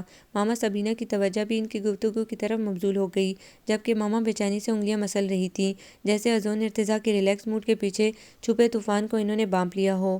عاشر غضبناک نظروں سے اسے دیکھ رہا تھا، سب کی نظریں سوالیہ انداز میں عاشر پہ گڑی تھیں۔ بھائی کے انکار پہ یقیناً آپ سب تعجب کا شکار ہوں گے ازی، گھر کی بات گھر میں ہو تو زیادہ اچھا ہے۔ عاشر نے بمشکل اشتعال کنٹرول کیا ہوا تھا۔ یہ سب آپ کے ان لاز ہیں بھائی، میں گھر کی بات باہر والوں کے سامنے تو نہیں کر رہا ہوں۔ آج اس لب کشائی کی زحمت بھی آپ نے ہی مجھے دی ہے۔ اس کا لہجہ بے حد سرد تھا، ہر کوئی اس کے نئے روپ کو تحیر سے دیکھ رہا تھا۔ کلندرا نظر آنے والا اذون ارتضیٰ آج ایک الگ ہی روپ رنگ میں ان کے سامنے تھا۔ عاشر بے بسی سے اسے دیکھ رہا تھا، نگاہوں میں التجا تھی۔ اذون ارتضیٰ آج کسی التجا کو خاطر میں لانے کے موڈ میں نہیں تھا۔ ارتضیٰ، وجاہت سے آپ سب واقف ہیں، وہ ہمارے پاپا تھے۔ بزنس کمیونٹی میں آج بھی ان کا نام عزت سے لیا جاتا ہے۔ بڑی ماما کا انتقال اس وقت ہوا جب بھائی 12 برس کے تھے۔ پاپا نے میری ماما سے شادی کر لی، پھر میرا وجود عمل میں آیا۔ ماما پاپا ابرار ٹھٹک کر ایک دوسرے کا چہرہ دیکھ رہے تھے۔ ماما کی نظریں اذون ارتضیٰ کے تپتے چہرے کی طرف تھیں۔ یقیناً اس کی برداشت جواب دے گئی تھی، تبھی وہ اتنا اشتعال میں آ رہا تھا۔ ہم سوتیلے بھائی ہیں، آپ لوگوں سے یہ حقیقت چھپائی گئی تھی۔ پاپا نے سیکنڈ میرج کر کے کوئی گناہ نہیں کیا تھا، انہوں نے ماما اور مجھ پہ ہمیشہ بھائی کو فوقیت دی۔ ہم دونوں کو ہمیشہ نصیحت کرتے کہ ہم بھائی کو کبھی اگنور نہ کریں، تاکہ کبھی انہیں احساس نہ ہو کہ ان کی ماما نہیں ہے۔ میں نے انہیں ہمیشہ سگے بھائی کی طرح چاہا۔ ماما ہر مقام پہ مجھے نظر انداز کر کے بھائی کو نوازتیں کہ کسی طرح سوتیلی ماں کی چھاپ مٹا سکے۔ ہماری پرخلوص محبت کا بھائی نے کبھی ریٹرن نہیں دیا، ہمیشہ اپنا دشمن تصور کیا۔ پاپا نے بھائی کو بزنس کے اسرار و رموز سکھائے اور 4 سال پہلے ہمیں چھوڑ گئے، تب بھائی کی نفرت کھل کر سامنے آ گئی۔ پاور آف اٹرنی بھائی کے ہاتھ میں آ گئی۔ مجھے احساس تھا پاپا کے بعد ایک دم سے بزنس سنبھالنا بھائی کو تھکا دے گا۔ تب میں نے بھائی سے کہا تھا میں ان کا بوجھ ہلکا کرنا چاہتا ہوں، اور انہوں نے سلگتے لہجے میں جواب دیا تھا، تم کیا میرا بوجھ ہلکا کرو گے؟ تم اور تمہاری ماں تو ایک مستقل بوجھ ہو، جیسے 12 سال کی عمر سے سہ رہا ہوں۔ شدت غم سے میں کچھ کہہ نہ سکا۔ پھر انہوں نے نخوت سے کہا تھا، تمہیں جتنے روپے کی ضرورت ہو تم مجھ سے لے سکتے ہو، مگر پاپا کے بزنس کے بارے میں سوچنا بھی نہیں۔ پاپا کی جائیداد پہ صرف میرا حق ہے۔ پاپا کی وصیت ہمارے لیگل ایڈوائزر کے پاس ہے، جس میں ہم دونوں کو آدھی آدھی جائیداد کا وارث قرار دیا گیا ہے۔ میں تب بھی بیوقوف نہیں تھا، چاہتا تو کورٹ کے ذریعے آدھی جائیداد کا مطالبہ کر سکتا تھا، مگر مجھے روپے سے نہیں بھائی سے محبت تھی۔ تبھی میں نے اپنا لائف اسٹائل بدل دیا۔ ہر ماہ ان سے رقم کا مطالبہ کرتا اور یہ مجھے دے دیتے۔ رقم لیتے مجھے خوشی نہیں دکھ ہوتا تھا کہ اگر کوئی میرا سگا بھائی ہوتا تو رقم کی ڈیمانڈ پہ مجھ سے تفتیش ضرور کرتا کہ میں ان روپوں کا کیا کرتا ہوں، کہیں میں غلط سرگرمیوں میں ملوث تو نہیں، میں بگڑتا ہوں بھٹکتا ہوں۔ اس سے بھائی کو کوئی سروکار نہیں تھا، سائل کی طرح ہر بار روپے تھما دیتے۔ انہیں تنگ کرنے کو میں ٹورسٹ بن گیا کہ کبھی تو یہ استحقاق سے مجھ سے باز پرس کریں گے، مہینوں گھر سے دوری پہ بڑے بھائی کی حیثیت سے چھوٹے بھائی کے کان کھینچے، مگر مجھے حسرت ہی رہی۔ اس گھڑی پاپا کے چلے جانے کا دکھ گہرا ہو گیا۔ اگر وہ ہوتے تو مجھے پیار بھری ڈانٹ سے تو ضرور نوازتے، میری سرگرمیوں کا نوٹس لیتے۔ ان دنوں میں حد درجہ اشتعال کا شکار تھا، اسی اشتعال نے مجھے منفی سرگرمیوں کی طرف کھینچنا شروع کر دیا۔ قریب تھا کہ بھائی کی بیگانگی کی سزا میں خود کو تباہ کر کے دیتا۔ انہی دنوں سبینہ بھابھی ہمارے گھر دلہن بن کر آ گئیں۔ سبینہ بھابھی نے ایک بہن کی طرح مجھے چاہا، وہی باتیں، وہی سرزنش جو میں بھائی سے سننے کا تمنائی تھا، وہ بھابھی کرنے لگی۔ میں آپ لوگوں سے ملا، لیجا سے ملا، پھر میں نے تہیہ کیا کہ موجودہ روش چھوڑ دوں۔ دولت کی ہوس نے بھائی کو پتھر کا بنا دیا تھا، ان سے محبت کی توقع رکھنا بھی عبث ہے۔ پھر میں نے اپنے دوست کے ساتھ پارٹنرشپ کی اور ہم نے ایک محدود پیمانے سے کام شروع کر دیا۔ روپے کا پرابلم درپیش نہیں رہا کہ بھائی نے کبھی مجھے روپے کی تنگی نہیں ہونے دی۔ بزنس شروع کرنے کی خبر میں نے کسی کو نہیں دی۔ آج سے پہلے تک ماما بھی بے خبر تھی۔ مہینوں گھر سے غائب بزنس کے لیے ہوتا تھا۔ سیر و تفریح تو کب کی چھوڑ دی تھی، مگر میں نے سابقہ تاثر قائم رکھا ہوا تھا کہ پرانی روش پہ ہی گامزن ہوں۔ مشکوک رکھنے کی وجہ وہ آس تھی کہ شاید بھائی کبھی بدل سکیں، مگر سب بے سود ہوا۔ بچپن سے لے کر آج تک میں نے کبھی بھائی سے بدتمیزی نہیں کی، اونچی آواز میں جواب نہیں دیا۔ پاپا ماما کی محبت کا سدا مرکز رہے۔ میں نے تشنگی کا گلہ نہ کیا، ہر حق تلفی پہ صبر کیا۔ مجھ سے چیزیں چھین کر انہیں خوشی ملتی اور مجھے دے کر، لیکن سب جانتے ہوئے جب انہوں نے میری زندگی مجھ سے چھینا چاہی تو میرا ضبط جواب دے گیا۔ یہ باخبر تھے میں لیجا کے لیے دل میں سافٹ کارنر رکھتا ہوں۔ اس کے باوجود ایک ثانیے کو اس کے لب ساکت رہ گئے۔ شدت غم سے نچلا لب دانتوں تلے دیا۔ نفی میں سر ہلانے لگا۔ سب دم سادے انکشافات سن رہے تھے۔ ماحول پہ گمبھیر خاموشی طاری تھی، جیسے جادو کی چھڑی نے انہیں ساکت کر دیا ہو۔ اتنی نفرت کیوں بھائی؟ صرف دولت کے لیے؟ آپ ایک بار کہہ کر تو دیکھتے۔ اذون ارتضیٰ آدھی جائیداد کیا اپنا خون بھی آپ کو معاف کر دیتا۔ محبت تو پتھر کا جگر کاٹ دیتی ہے، مگر نہ جانے ہماری محبت میں وہ اثر کیوں نہیں جو آپ کو پگھلا دے۔ ایک پتھر کے پگھلنے کے لیے بھی 25 سال بہت ہوتے ہیں۔ نہ جانے آپ کیسے پتھر ہیں کہ ہماری محبت کی لو آپ کے دل کو نہ چھو سکی۔ وہ تعصب سے سر ہلا رہا تھا۔ سب کے دل اذون ارتضیٰ کے لفظوں میں بہے جا رہے تھے، درد میں ڈوبے لفظ، جگر کو کاٹتے انداز۔ تشنگی نے احساس دلایا کتنا تنہا اور تشنا کر دیا ہے اس نے اذون ارتضیٰ کو۔ عاشر اس گھڑی پگھل گیا۔ وہ اس سے محبت کرتا تھا، استحقاق محبت کا طالب تھا۔ دولت کی اس کی نظر میں کوئی وقت نہیں تھی، یہ جان کر وہ اپنی ہی نظروں میں بہت چھوٹا ہو گیا تھا۔ کل بزنس کی بات میں نے آپ کو چیک کرنے کے لیے کی تھی۔ میں ازل سے آپ کی محبت کا طالب رہا ہوں، دولت کا نہیں۔ ایڈوکیٹ انکل سے میں نے پہلے ہی بات کر لی تھی۔ چند ایک روز میں آپ کو نئی وصیت مل جائے گی جس میں نے اپنے حق سے دستبرداری کا اعلان کر دیا ہے۔ وہ کمال سکون سے گویا تھا۔ سبھی کی تعصب بھری نظریں عاشر پہ گڑی تھیں۔ اب اس کا رخ پاپا کی طرف ہو گیا۔ انکل مجھے بزنس سے نفرت ہے، نہ بزنس مین سے۔ میں ان لوگوں سے خائف رہتا ہوں جن کی نظر میں خونی رشتوں، محبت کی نہیں دولت کی اہمیت ہے۔ ہم لڑکے خود کو رولتے ہیں، اپنی صلاحیتوں کو استعمال نہیں کرتے تو یقیناً اس کا محرک کچھ اور ہوتا ہے، لیکن میں یہ بھی جان گیا ہوں دوسروں کے کیے کی سزا خود کو دے کر کچھ حاصل نہیں ہوتا، خسارہ ہمارا مقدر ہوتا ہے۔ عزیز پلیز بس کرو۔ عاشر میں کسی سے نظر ملانے کی ہمت نہیں تھی۔ پاپا خاموشی سے اسے دیکھ رہے تھے۔ میرا مقصد آپ کو شرمندہ کرنا نہیں تھا بھائی، بس میں برداشت نہ کر سکا کہ آپ مجھ سے میری زندگی چھین لیں۔ مجھے معاف کر دو۔ آواز دھیمی تھی، چہرہ شرمندگی سے سرخ ہو رہا تھا۔ عاشر صبح کا بھولا تھا جو شام کو لوٹ کر اپنی غلطی کا اعتراف کر رہا تھا۔ اپنی غلطی پہ شرمندہ ہونا ہی بڑی بات ہے، نہ کہ آئینہ دیکھ کر بھی اپنی ذات کی خامیوں سے نظریں چرا کر ہم آئینے کو غلط ٹھہرائیں۔ ماما آپ بھی مجھے معاف کر دیں۔ ماما کے دونوں ہاتھ تھامے عاشر روحان سے لہجے میں معافی کا خواستگار تھا۔ ماما کی آنکھیں بھر آئیں۔ ان کی محبت، ریاضت، محنت نے عاشر کے دل پہ رنگ چڑھا ہی دیا تھا۔ ماں تو ماں ہوتی ہے۔ اگلے لمحے عاشر کو خود سے بھیجے رو رہی تھی۔ کوئی کب تک محبت اور خونی رشتوں سے منہ موڑے رہ سکتا ہے عزیز؟ اب وہ اس کی طرف آیا، چیئر پیچھے دھکیل کر اٹھ کھڑا ہوا۔ میں آپ کو ایک شرط میں معاف کروں گا۔ روڈلی لہجے میں گویا بے تاثر نظروں سے اسے دیکھ رہا تھا۔ کیا؟ پہلے بڑے بھائی کی طرح مجھے گلے لگائیں۔ سب کے لب مسکرا دیے تھے۔ عاشر نے گرم جوشی سے اسے گلے لگا لیا۔ ماحول ایک دم سے بدل گیا۔ معافی تلافی کے بعد محبت ان کے بیچ بیٹھی مسکرا رہی تھی۔ اسی اثنا میں پورچ میں گاڑی آ کر رکی۔ سب کی نظریں آنے والے پر اٹھی ہوئی تھیں۔ نوارت کو دیکھ کر اذون ارتضیٰ 2 قدم آگے بڑھا اور مسافے کو ہاتھ بڑھایا۔ عجب گھٹیا انسان ہے تو، تجھے کہا بھی تھا آج ہماری میٹنگ ضروری ہے، نہ تو آیا نہ ہی موبائل آن رکھا ہوا ہے۔ نوارت خفگی سے کھنچائی کر رہا تھا۔ سوری یار بھول گیا، موبائل چارج پہ لگا ہوا ہے سو۔ بے چارگی سے شانے اچکائے۔ اس کے شانے پہ ایک غصہ رسید کرتے نوارت کی نظریں باقی لوگوں پہ پڑی تو ان کی طرف آیا۔ السلام علیکم انکل۔ آنے والے نے پاپا سے گرم جوشی سے مصافحہ کیا۔ سوری ینگ مین، میں نے تمہیں پہچانا نہیں۔ آپ بزنس کی دنیا کے گاڈ فادر ہیں انکل، مجھے کہاں پہچانیں گے؟ وہ زاور تھا، اذون کا فرینڈ، گھر کافی آنا جانا تھا اس کا۔ عاشر اور سبینہ بھی اس سے متعارف تھے۔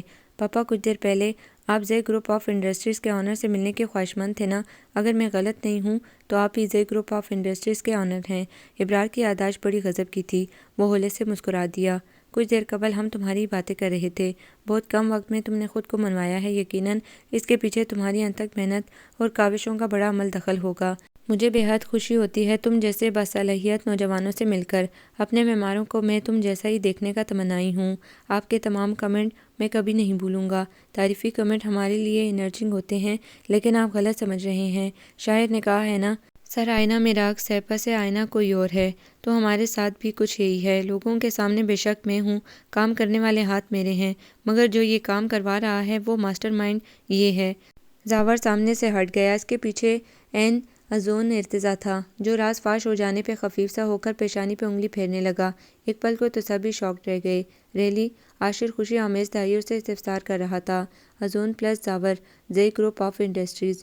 زاور شوقی سے گویا تھا، بحیثیت فرینڈ وہ اندر کی ٹینشن سے آشنا تھا۔ مجھے بہت فخر ہو رہا ہے تم پہ۔ عاشر نے اسے ساتھ لگا لیا۔ مجھے تم پہلے ہی مشکوک لگتے تھے، تم وہ نہیں ہو جو نظر آتے ہو، بلکہ وہ ہو جو نظر نہیں آتے۔ ابرار نے اس کے شانے پہ زوردار دھپ رسید کی۔ وہ مسکرایا۔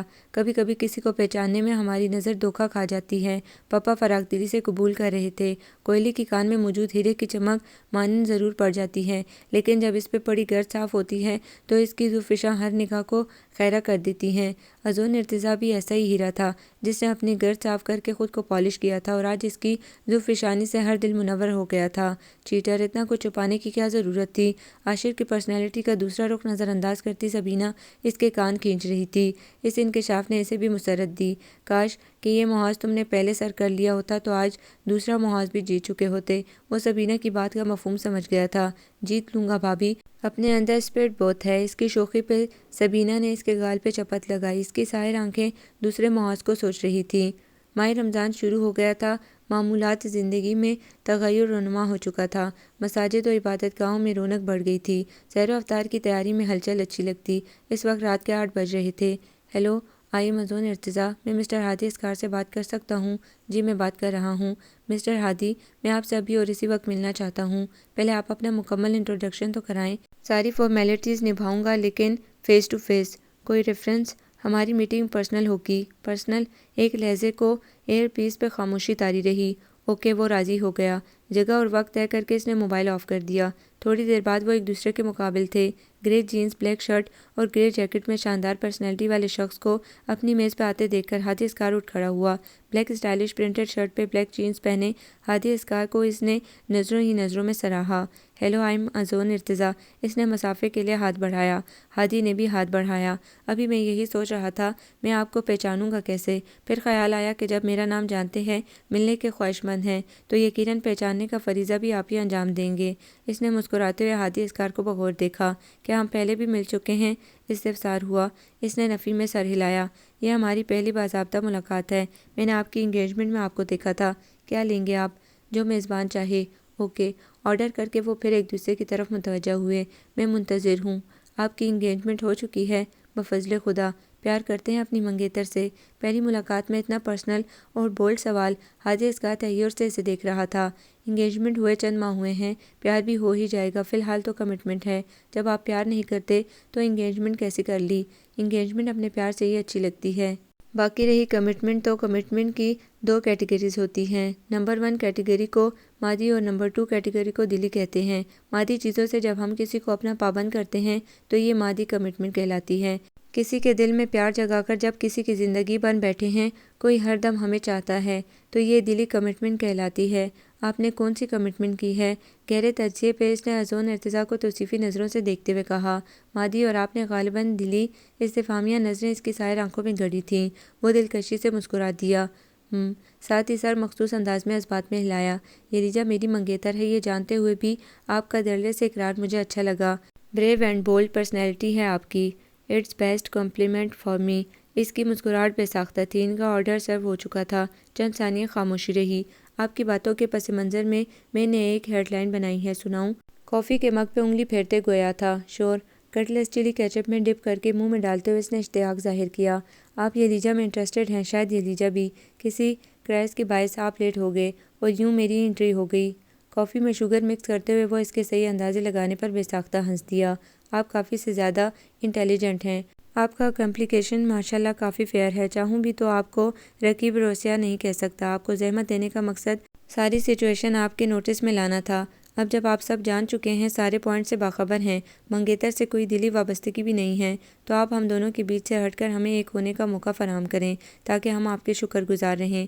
بات کے اختتام میں اس نے کافی کا سپ لیا۔ ورنہ ہادی اسکار نوڈلز مہارت سے فوک پہ پرو رہا تھا، ورنہ اس نے ارد گرد نظریں دوڑاتے مگ میز پہ رکھ دیا۔ ہو سکتا ہے جو فوک آپ کے ہاتھ میں ہے اسے آپ کی آنکھیں نکال دوں، یہاں سے نکلتے ہی آپ کو حادثہ بھی پیش آ سکتا ہے، آپ خدا نخواستہ معذور بھی ہو سکتے ہیں، یہ بھی نہ ہوا تو عین شادی والے روز آپ کڈنیپ بھی ہو سکتے ہیں، بارات نہ آنے کے باعث عزت کا خیال کرتے میرے دولہا بننے کے چانس بھی بن سکتے ہیں۔ وہ گویا تھا اور ہادی اسکار ہنستے ہوئے پانی کی تلاش میں نظر دوڑا رہا تھا۔ اس نے گلاس بھر کر اس کی طرف بڑھایا۔ اتنے برے خیالات ہیں میرے بارے میں، اس نے مزہ لیا۔ خیالات اچھے ہو سکتے ہیں اگر جو آپ رقیب کی لسٹ سے نکل جائیں۔ اسٹریٹ فارورڈ بندہ تھا، لگی لپٹی نہ رکھی۔ بدلے میں آپ کوئی ڈیمانڈ کرنا چاہتے ہیں، شرائط پیش کرنا چاہتے ہیں تو مجھے وہ بھی منظور ہوگا۔ اب وہ اپنے لیے نوڈلز نکال رہا تھا، اور اگر میں دستبردار ہونے کے بعد تمہیں انعام دینا چاہوں تو؟ وہ مسکراتی نظروں سے اسے دیکھ رہا تھا۔ کیا مطلب؟ باؤل میز پر رکھ کر استجاب بھری نظریں اس پہ مرکوز کر دیں۔ گلاس میز پہ رکھے وہ گویا ہوا۔ تم نے بجا فرمایا تھا دوست، انگیجمنٹ ہمیں پیار سے اچھی لگتی ہے، میرا پیار کوئی اور ہے، یہ لیجا مما کی پسند ہے، فضا میری فرسٹ کزن ہے، میرا پیار۔ ہمارے بیچ وہی ٹپیکل پرابلم ہے، امیری غریبی۔ مما نے فورس کر کے انگیجمنٹ کرائی، میں نے ہاں اس کے شرط پہ کہا تھا کہ سیکنڈ میرج فضا سے ہوگی، گو کہ یلیجا کے ساتھ زیادتی ہوتی۔ میں کسی مناسب موقع کی تلاش میں تھا اور قدرت نے فراہم کر دیا۔ تم نے ایک ٹینشن سے میری جان چھڑائی، اب بولو کیا انعام لوگے؟ انٹرسٹنگ، وہ محظوظ ہوا۔ رقیب کی نسبت سے میں کافی برے خیالات ساتھ لایا تھا، مگر تم واقعی بہت اچھے ہو، اگر میری کوئی سالی ہوتی تو میں تمہیں ہمزلف ضرور بناتا۔ خلش رہے گی، تم سے کوئی رشتہ نہ جوڑ سکا۔ ازون، ارتضیٰ اور ہادی اسکار دو بے حد زبردست بندے ایک دوسرے کے لیے مخلص تھے۔ تمہاری خلش میں دور کر سکتا ہوں بشرط یہ کہ تم انٹرسٹڈ ہو۔ کیسے؟ چاہو تو میری ہونے والی بیوی کو بہن بنا لو، اس نیت سے تم میرے سالے بن سکتے ہو، لیکن تم جیسے ڈیشنگ بندے کے لیے سالے کا رشتہ کچھ نامعقول لگ رہا ہے۔ ازون، ارتضیٰ کی ہنسی بے ساختہ اور بھرپور تھی۔ اس نے بھی ساتھ دیا۔ آئیڈیا برا نہیں، سوچا جا سکتا ہے، عمل کر ڈالو، کیونکہ میں تم سے ملنے کا خواہش مند رہوں گا۔ تم ملنا چاہو یا نہ چاہو، میں پھر بھی تم سے کبھی کبھی ضرور ملوں گا۔ ہادی کے لہجے میں پیار بھری دونس تھی۔ اٹس پلیزر فار می، تم جیسے اچھے دوست یوں ہی نہیں ملتے۔ چلیں؟ دونوں اٹھ کھڑے ہوئے۔ ازی تم پہلے نکلو، وہ اپنی گاڑی میں براجمان تھا، ساتھ چلتے ہیں۔ اس نے اپنی گاڑی اس کے ساتھ کھڑی کی۔ نہ، میرا ایکسیڈنٹ کروانے کا کوئی موڈ نہیں ہے، وہ شوخی سے بولا تھا، اور پھر دونوں کا کہکا گونج اٹھا۔ تم ملنے نہیں آتے؟ مجھے بھی بہت کام ہے، کانٹیکٹ تک نہیں کرتے، میرا فون بھی خراب ہے۔ تمہیں ہے دوستوں سے ملنے جانا، میرے شام بھی کسی کے نام ہے۔ تمہیں بلو رنگ ہے اب بھی باتیں، سو مجھ پہ اب حرام ہے۔ رب توڑنا ہے توڑ بھی دو، مجھ کو چھوڑنا ہے چھوڑ بھی دو، کوئی استفسار نہ تم سے کروں گی، وعدے قسمیں نہ یاد دلاؤں گی۔ سنو، تم جو انا پرست ہو، ہم کو بھی انا کا زام ہے۔ ترک تعلق کرنے کے باوجود بھی نگاہیں کسی کی دید کی تمنائی ہوتی ہیں، سماعتیں کسی دلربا صدا کی منتظر رہتی ہیں۔ بے اختیاری ظاہر کرتی ہے کہ دل میں رہنے والا نقش گہرا ہے اور اسے مٹانا آسان نہیں۔ رمضان المبارک کا دوسرا عشرہ چل رہا تھا، عید قریب آ رہی تھی، سو شاپنگ سینٹرز اور ٹیلرز کی دکانوں پہ رش دیکھنے سے تعلق رکھتا ہے۔ یوں لگتا ہے جیسے شہر کی پوری آبادی ایک جگہ جمع ہو گئی ہو۔ یلیجا ہارون کی مصروفیت بھی بڑھ گئی تھی۔ عید کے بعد چونکہ شادیوں کا سیزن ہوتا ہے، سو آج کل وہ برائیڈل ڈریسز کے ڈیزائنز، امبرائڈری، کلر کمبینیشن میں بے حد مصروف تھی۔ عبادات و کام دونوں ہو رہے تھے۔ بازار سب کچھ ٹھیک تھا، مگر کہیں کچھ کمی تھی، ایک تشنگی تھی جو بڑھے جا رہی تھی۔ دل ہر دم ایک ہی نام کا ورد کرتا رہتا تھا۔ انگیجمنٹ کے بعد عموماً شب و روز بدل جاتے ہیں، منگیتر کے ساتھ آؤٹنگ، ہوٹلنگ، فون پر رابطہ رہتا ہے۔ شروع میں ہادی اسکار نے ڈنر کی آفر کی تھی، جواب میں اس نے انکار کر دیا تھا۔ ایک بار اس نے کال بھی کی، گو کہ دونوں کا انداز فارمیلٹی نبھانے والا ہوتا تھا، سو کوئی دلی وابستگی نہ ہو سکی۔ رنگ تو وہ اسی رات اتار چکی تھی، اپنی جگہ بنانے کی نہ ہادی نے کوشش کی نہ اس نے، بلکہ اس کے رابطہ نہ کرنے پہ وہ اس کی شکر گزار تھی۔ اسے منافقت کرنا نہیں آتا تھا، نہ وہ کرنا چاہتی تھی۔ رمضان المبارک کے دن تھے اور اسے پچھلے سال کے شب و روز یاد آ رہے تھے۔ ازون، ارتضیٰ روز سحری پہ اسے کال کر کے اٹھاتا تھا، وہ اٹھ گئی ہوں کہہ کر پھر سو جاتی تھی۔ نہ جانے کیسے اسے خبر ہو جاتی تھی کہ وہ سو گئی ہے، تب وہ دوبارہ کال کرتا تھا، لڑکی اٹھ جاؤ، سحری کا وقت ختم ہونے میں 20 منٹ باقی ہیں، جب 10 منٹ باقی رہیں تب فون کر دینا، وہ شان سے کہتی، اور وہ اس کی جدائی پہ تعصب سے کہتا، کس لڑکی سے پیار کر بیٹھا ہوں، کوئی دوسری دیکھ لو۔ وہ چڑھاتی اور وہ ٹھنڈی سانس بھر کے رہ جاتا، اور اب سحری کے وقت اس کے کان منتظر رہتے تھے کہ شاید وہ کال کرے، شاید ملنے آ جائے۔ اس کی خاموشی سے اندر سے منتشر کر رہی تھی۔ وقت نے جیسے اسے تھکا دیا تھا۔ ہادی اسکار کے گھر سے معذرت کے ساتھ رنگ واپس بھیج دیا گیا تھا، پاپا اور ابرار کے لیے اچنبے کی بات تھی۔ اذن ارتضیٰ عاشر سبینہ کو اعتماد میں لے کر پہلے ہی حقیقت سے باخبر کر چکا تھا۔ وہ دونوں آئے بیٹھے تھے اور پاپا کو کنونس کرنے کی پوری سی کوشش کر رہے تھے۔ اذن ارتضیٰ کی مسٹری پرسنالٹی بھی پاپا پہ کھل چکی تھی۔ سب سے بڑھ کر یلیجا ہارون کی دل گرفتگی ان کی نظر میں تھی۔ باپ کی حیثیت سے بیٹی کی خوشیوں کے لیے ہاں کر دی، ساتھ ہی طے کیا کہ 29ویں روزے میں افطار پارٹی کا اہتمام کیا جائے گا، ساتھ ہی منگنی کا فریضہ بھی انجام پائے گا۔ اندھا کیا چاہے دو آنکھیں۔ اذن ارتضیٰ ان دنوں ہوا میں اڑ رہا تھا۔ بھابھی کیا ہی اچھا ہوتا جو آپ کی منگنی کے بجائے نکاح کا پروگرام بھی طے کراتی۔ زیادہ تیز رفتاری نہ دکھاؤ، خود تو محترم کا خوشی سے برا حال ہے اور میری اکلوتی بہن کا ذرا خیال نہیں۔ سرپرائز کہہ کر سب کو پابند کر دیا ہے، خود بھی لاتعلقی برقرار رکھے ہوئے ہو۔ کتنی دل گرفتہ نظر آ رہی ہے وہ ان دنوں۔ کم سے کم اسے یہ تو بتانے دو کہ وہ اب ہادی کی منگیتر نہیں رہی۔ سبینہ اس کی کلاس لے رہی تھی۔ رمضان المبارک کا آخری عشرہ چل رہا ہے۔ بس کچھ دنوں ہی کی تو بات ہے، آپ پلیز اسے بے خبر ہی رہنے دیں۔ رہی لاتعلقی کی بات، تو کچھ تو انہیں بھی ہماری اہمیت کا اندازہ ہو۔ سبینہ چپت لگا کر جا چکی تھی۔ اس کے مانیٹر کے اسکرین پر یلیجا کی مسکراتی تصویر محفوظ تھی۔ اسکرین پہ ہاتھ پھیرتے وہ اس سے ہم کلام تھا۔ زندگی جانتا ہوں ہجر کے یہ پل، یہ ساتیں میری طرح تم پہ بھی گراں گزر رہی ہوں گی۔ بس کچھ دنوں کی بات ہے، پہلے تمہیں اپنے نام کی رنگ پہنا دوں، پھر جلد ہی ایسا پکا کام کروں گا کہ دوری کا شائبہ بھی نہ رہے گا۔ 27ویں کی بابرکت رات اپنے دامن میں بے شمار فضیلتوں کو سمیٹے ہر سال آتی ہے۔ بے مراد، حاجت مند، سخی، گدھا، اس رات اللہ اپنے ہر بندے کی دعا قبول کرتا ہے، بشرط یہ کہ نیت نیک ہو، لبوں پہ اثر اور دل میں تڑپ ہو۔ جو مانگا ہو صدقے دل سے، تمام وسوسہ نکال کر مانگا ہو، وہ تو ازل سے پھیلی جھولی بھرتا آیا ہے۔ اس کی بارگاہ میں کس چیز کی کمی ہے جو دان کرنے سے ہچکچائے۔ 29واں روزہ تھا۔ حسب روایت پاپا نے اس بار بھی افطار پارٹی کا اہتمام کیا تھا۔ گھر کے خوبصورت لان میں سبھی موجود تھے۔ یلیجا ہارون تھوڑی دیر کو اس ہنگامے کا حصہ بنی، پھر اس کا دل نہ لگا۔ کچن میں اکیلا روزہ افطار کر کے نماز مغرب ادا کر رہی تھی۔ لیجا، یہ ڈریس چینج کر لو، بیوٹیشن نیچے ہے، تمہیں تیار کرے گی۔ وہ جائے نماز لپیٹ رہی تھی جب سبینہ 2-3 ڈبے اٹھائے بیڈ روم میں داخل ہوئی۔ ڈریس تیاری کیا مطلب؟ وہ متعجب تھی۔ وہی تمہاری عیدی آئی ہے سسرال سے، وہ لوگ بضد ہیں کہ تمہاری کچھ تصویریں بنوائیں گے۔ سبینہ اپنا رول بڑی اچھی طرح نبھا رہی تھی۔ ایسا کوئی پروگرام تو نہیں تھا۔ وہ سسرال کا سن کر ہی کوفت کا شکار ہو گئی۔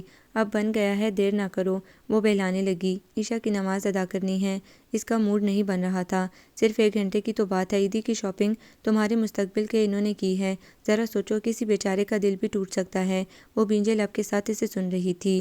ضبط کرتے کرتے تنگ آ گئی تھی۔ جبر کی بھی ایک حد ہوتی ہے۔ بناوٹی مسکراہٹ تھکانے لگی تھی۔ دل چاہا تمام چیزیں اٹھا کر باہر پھینک دے، لیکن جس کے لیے تڑپ رہی تھی وہ تو چپ سادے بیٹھا تھا۔ تم روٹھے ہم چھوٹے کہ مصداق یقیناً کسی ملک کے سیاحت میں غرق ہوگا، یہ اس کا ذاتی خیال تھا۔ بے دلی سے ڈبہ کھولا، اس کی نظریں ساکت رہ گئی۔ لائٹ پنک کلر کا بے حد دیدہ زیب لہنگا سوٹ تھا۔ سماعت میں اذن ارتضیٰ کے جملے گونج رہے تھے، جس دن ہماری منگنی ہونا اس دن تم لائٹ پنک لہنگا پہننا۔ تم پہ ہر رنگ اچھا لگتا ہے، مگر جب تم لائٹ پنک کلر پہنتی ہو تو تم پہ اٹھی میری نگاہیں پلٹنے سے انکار کر دیتی ہیں۔ سائر آنکھیں میری ہیں، مگر ان گھڑیوں میں جادو تم کر رہی ہوتی ہو۔ سر جھٹک کر اس نے اس صدا سے پیچھا چھڑایا۔ میچنگ سینڈل، چوڑیاں، جویلری دیکھ کر اس نے سر تھام لیا۔ 2 بندوں کی پسند اس حد تک میچ کر سکتی ہے؟ دل میں اٹھتے درد کو دباتی وہ واش روم میں داخل ہو گئی۔ ماہر بیوٹیشن نے قلیل وقت میں بڑی تیزی سے اس کے تیکھے روپ کو مزید تیکھا کیا تھا۔ سبینہ کے ساتھ ساری کزنز اندر داخل ہو چکی تھیں۔ اتنی حسین تو تم کبھی نہیں لگی، یہ رنگ تو جیسے بنا ہی تمہارے لیے ہے، ماننا پڑے گا بھئی، کسی نے دل سے شاپنگ کی ہے۔ سبینہ نظر اتارتی نظروں سے گویا تھی۔ ہنا، یہ مزید گجر بھجوائے ہیں اس کے انہوں نے، ساتھ ہی کہا گیا ہے کہ ڈھیروں گجروں سے لپٹ کر حسین تر لگتی ہے۔ بیوٹیشن کو مزید گجرے پکڑاتے سبینہ معنی خیزی سے گویا تھی۔ ہاتھوں بالوں میں ڈھیروں گجرے لگائے اس پہ اٹھی نگاہ پلٹنا بھول گئی تھی۔ اسے باہر لانے کا آرڈر جاری ہو چکا تھا۔ آپی، یہ عیدی کم اور بارات کی تیاری زیادہ لگ رہی ہے، وہ جھنجھلا رہی تھی۔ 1 پن 2 کاج، آج ہے نا تمہاری پریکٹس بھی ہو جائے گی۔ کزنز کی شوخی پہ وہ لب بھینچ گئی۔ کزنز کے جرمٹ میں اس کا رخ لان کی طرف تھا۔ ارد گرد موجود کزنز بزلہ زنشی میں مگن کہکے لگا رہی تھی اور اس کا دل چاہ رہا تھا خود کو ان تمام لوازمات سے آزاد کر کے صحرا میں نکل جائے۔ یہ شور ہنسی کہکے اعصاب چرخا رہے تھے۔ دل کا موسم اچھا ہو تو ہر رنگ کھلا نظر آتا ہے۔ یہی تیاری ابھی کسی اور کے لیے ہوتی تو وہ خود کو بے حد ہلکا محسوس کرتی، جبکہ جسم پہ موجود بیش قیمت لہنگا سوٹ اسے آئینی لگ رہا تھا۔ سب کے قدم لان کے وسط میں جا کر رک گئے۔ دائیں بائیں لان مہمانوں سے بڑا پڑا تھا۔ سامنے سے لڑکوں کا جرمٹ ان کے قریب آ کر رک گیا۔ اس کے سکس سینس نے بڑے زور کا الارم بجایا۔ مخصوص کولون کی خوشبو نے اسے بے چین کر دیا۔ کزنز ویڈیو کیمرہ اور فوٹوگرافی کے فن کا مظاہرہ شروع کر چکے تھے۔ جھجکتے ہوئے اس نے جھکی پلکیں اٹھائی تھیں۔ حاجی اصغر مسکراتے ہوئے اسے دیکھ رہا تھا۔ پل بھر کی سوچ اس پہ ہنس رہی تھی۔ سرسری نظر میں اس نے تمام لڑکوں کا جائزہ لیا اور نگاہیں حاجی اصغر کے بائیں پہلو میں موجود دایاں ہاتھ سینے پہ پھیلائے، بائیں ہاتھ کی شہادت کی انگلی لبوں پہ رکھے، سرشار نظروں سے اپنی طرف دیکھتے اذن ارتضیٰ کو نیم و لبوں سے دیکھ رہی تھی۔ دل بڑے زور سے دھڑکا تھا، آنکھیں ساکت رہ گئی تھی۔ وہ کچھ سمجھ بھی نہ پائی۔ سبینہ نے رنگ نکال کر اذن ارتضیٰ کو تھمایا۔ سرپرائز! سب نے تان لگائی۔ اذن ارتضیٰ تو 2 قدم آگے آیا۔ بنا پلکے جھپکے وہ اسے دیکھ رہی تھی۔ بلو اسٹائلش کرتے شلوار میں ہم رنگ مفلر ڈالے وہ جان محفل لگ رہا تھا۔ کمال جرأت سے بائیں ہاتھ کی تیسری انگلی تھامے اس کی آنکھوں میں جھانک رہا تھا۔ وہ حقیقتاً اپنے حواسوں میں نہ رہی تھی۔ یہ سچویشن بے حد شاکنگ تھا۔ تحیر بھرا روب بے حد اچھا لگ رہا تھا۔ نیم و لبوں پہ مسکراتی نظر ڈال کر بائیں ہاتھ کی تیسری انگلی میں رنگ ڈالتے ہوئے ہولے سے سرگوشی کی۔ کہا تھا نا تمہاری اس انگلی میں صرف میرے نام کی رنگ جیل میں لائے گی۔ اپنے قول کی تکمیل پہ وہ سرشار تھا۔ نرمی سے دباؤ ڈال کر اس نے ہاتھ چھوڑ دیا۔ تالیوں کی گونج پہ اجنبے سے اپنی انگلی پہ نظر ڈالی جہاں وائٹ ڈائمنڈ کی رنگ اپنی زلفشانی پہ نازا تھی۔ سبینہ نے رنگ اسے تھمایا۔ رنگ ہاتھوں میں تھامے وہ سخت محتجب تھی۔ وہ ہاتھ پھیلائے منتظر تھا۔ کب سے کھڑے ہیں راہوں میں نظر کرم خدارا۔ دیر پہ ہادی کے ساتھ لڑکوں نے صدا لگانا شروع کر دی۔ اس نے خاموشی سے اپنے گرد موجود پپا، ماما اور ابرار کو دیکھا۔ اس کی جھجک کو دیکھ کر پپا اس کے قریب آ گئے۔ رسم پوری کرو بیٹا۔ پپا کا ہاتھ سر پہ آ پڑا تھا۔ اس کی ساری حسیات الٹ ہو گئی۔ اس کے پھیلے ہاتھ پہ اس نے انگلی میں سرعت سے رنگ ڈالا تھا۔ بمشکل تھوڑی دیر وہ برداشت کر سکی، پھر سبینہ سے اندر جانے کے لیے اصرار کرنے لگی۔ تھوڑی دیر اور کرتے ہوئے بھی پورا گھنٹہ لگ گیا تھا۔ وہ ساری کڑیاں جوڑ جوڑ کر ہلکان ہونے لگی۔ آپی کیا ہے یہ سب؟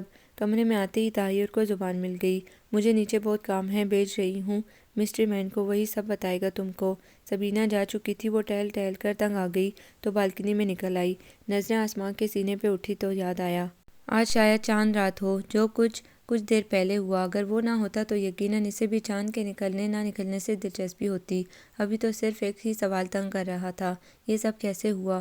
چاند کو چاند ڈھونڈنے کی ضرورت کیوں پیش آ گئی؟ اس نے آتے ہی بے ساختہ گفتگو کا آغاز کیا۔ منڈیر سے پشت ٹکائے دونوں ہتھیلیاں منڈیر پہ رکھے پرشوق نظروں سے اس کے سراپے کا جائزہ لے رہا تھا۔ تنی تنی سی بے حد اچھی لگ رہی تھی۔ تھوڑی دیر پہلے تم نے کون سا ڈرامہ پلے کیا نیچے؟ کیا ہے یہ سب؟ لائٹ پنک لہنگے سوٹ میں ڈھیروں گجروں میں لپٹی تم اتنی حسین لگ رہی ہو کہ اس وقت رومانٹک ہونے کے علاوہ مجھے کچھ اور سوجھ نہیں رہا ہے۔ سحر انگیز رات اور تنہائی میں کیا گزری باتوں کو دہرائیں؟ کہو تو حکایت دل سناؤں۔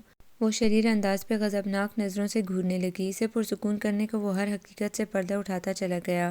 بھائی کی بے حسی لا تعلقی کا بدلہ میں خود سے لے رہا تھا۔ شاید میں خود کو مکمل تباہ کر لیتا۔ پہلی بار جب میں تم سے ملا تو میرے نظریے میں تبدیلی واقع ہونا شروع ہو گئی۔ انہی دنوں میں نے اپنے لیے، اپنے کیریئر کے لیے سوچنا شروع کیا۔ آئی نو دیٹ کوئی بھی پیرنٹس ٹٹ پونچھے داماد کو ایکسیپٹ نہیں کرتے۔ میں نے اسٹرگل کی، خود کو منوایا، تمہارے لیے بس یہ غلطی کی کہ میں نے پرانا تاثر زائل نہ کیا جس کے باعث ہادی بیچ میں آ گیا۔ بھائی کو غلطی کا احساس ہوا تب میں نے جانا کہ بعض اوقات خاموشی سب سے بڑی برائی ہے۔ اگر میں پہلے ہی اپنی چپ توڑ کر بھائی کو ذاتی کا احساس دلاتا تو شاید وہ نہ ہوتا جو ہوا۔ خونی رشتوں سے محبت مانگنا کوئی بری بات نہیں، اپنے ہونے کا احساس دلاتے رہنا چاہیے۔ پھر میں ہادی سے ملا، وہ مجھے دعائیں دیتے نہیں تھک رہا ہے کہ تم سے جان چھوٹی، وہ سنجیدگی سے کہتے پٹری سے اتر گیا۔ قاتل آنکھیں گھورنے لگی تو ہنس دیا۔ وہ اپنی کزن فضا میں انٹرسٹڈ ہے، اب ہم بہت اچھے دوست ہیں، وہ کہتا جا رہا تھا اور سکون اس کے اندر پھیل چکا تھا۔ پل بھر میں ساری بدگمانی دھل گئی۔ تم یہ سب پہلے بھی تو بتا سکتے تھے۔ اگر جو مارے حیرت کے میرا ہارٹ فیل ہو جاتا، تمہارا کیا ہے، چل دیتے کسی اور کو رنگ پہنانے۔ اتنی بدگمانی؟ اس نے سیدھا ہو کر ہاتھ سینے پہ باندھ لیا۔ مسکراتی نظریں اس کا طواف کر رہی تھیں۔ روٹھا چہرہ اس کے بے حد قریب تھا۔ عین اسی وقت چاند نکل گیا کا شور اٹھا۔ دونوں کی نظریں آسمان کی طرف اٹھ گئی۔ شوال کا باریک چاند بدلیوں سے نکل رہا تھا۔ نیا چاند اپنے ساتھ ان کی دائمی خوشیوں کی نوید لایا تھا۔ آنکھیں بند کر کے دونوں نے ایک ہی دعا کی تھی، ان کی رفاقت کا ہر لمحہ خوشیوں سے معمور رہے۔ آسمان کے چاند سے نظر پھیر کر اس نے اپنے چاند کو بھرپور نظروں سے دیکھا۔ دعا کو ہاتھ اٹھائے پلکیں موندیں۔ ہلتے لب دعا گو تھے۔ چین میں پرویا رنگ آج بھی اس کے گلے کی زینت بنا ہوا تھا۔ تیسری انگلی میں اس کے نام کی رنگ جلملا رہی تھی۔ کیا سوچ رہے ہو؟ ہاتھ چہرے پہ پھیر کر استفسار کیا۔ ناحق لوگوں نے محبت کو بدنام کیا ہوا ہے، میں تمہارا شکر گزار ہوں۔ تمہاری محبت نے مجھے سنوار دیا، ورنہ نہ جانے میں آج کہاں ہوتا۔ اس شخص کی خاموشی جدائی نے اسے کتنا بے قل کیا تھا۔ آج جب اس کے روبرو جنوں و محبت کا اظہار کر رہا تھا تو دل کی بستی میں گلاب رت اتر آئی۔ جدائی کے لمحوں میں مجھ پہ کھلا میں کچھ بھی نہیں تمہارے بغیر۔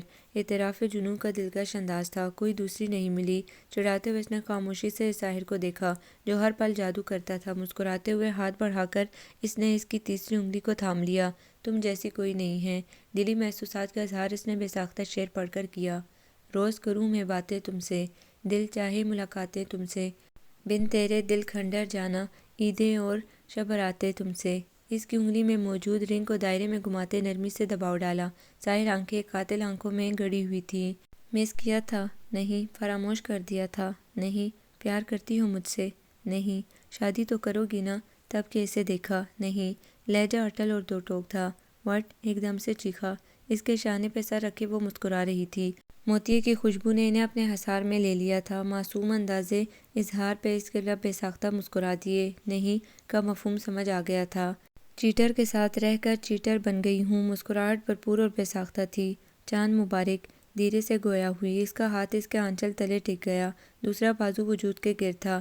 بائیں طرف سر جھکاتے اس کے سر سے اپنا سر ہولے سے ٹکراتے سرگوشی کی۔ تمہیں ازون ارتضا مبارک۔ اس کی کنکتی ہنسی بے ساختہ اور بھرپور تھی۔ آپ کو یہ ناول کیسا لگا؟ کمنٹس میں اپنی رائے ضرور دیں۔ ہمارے چینل کو لائک کریں، سبسکرائب کریں، شیئر کریں۔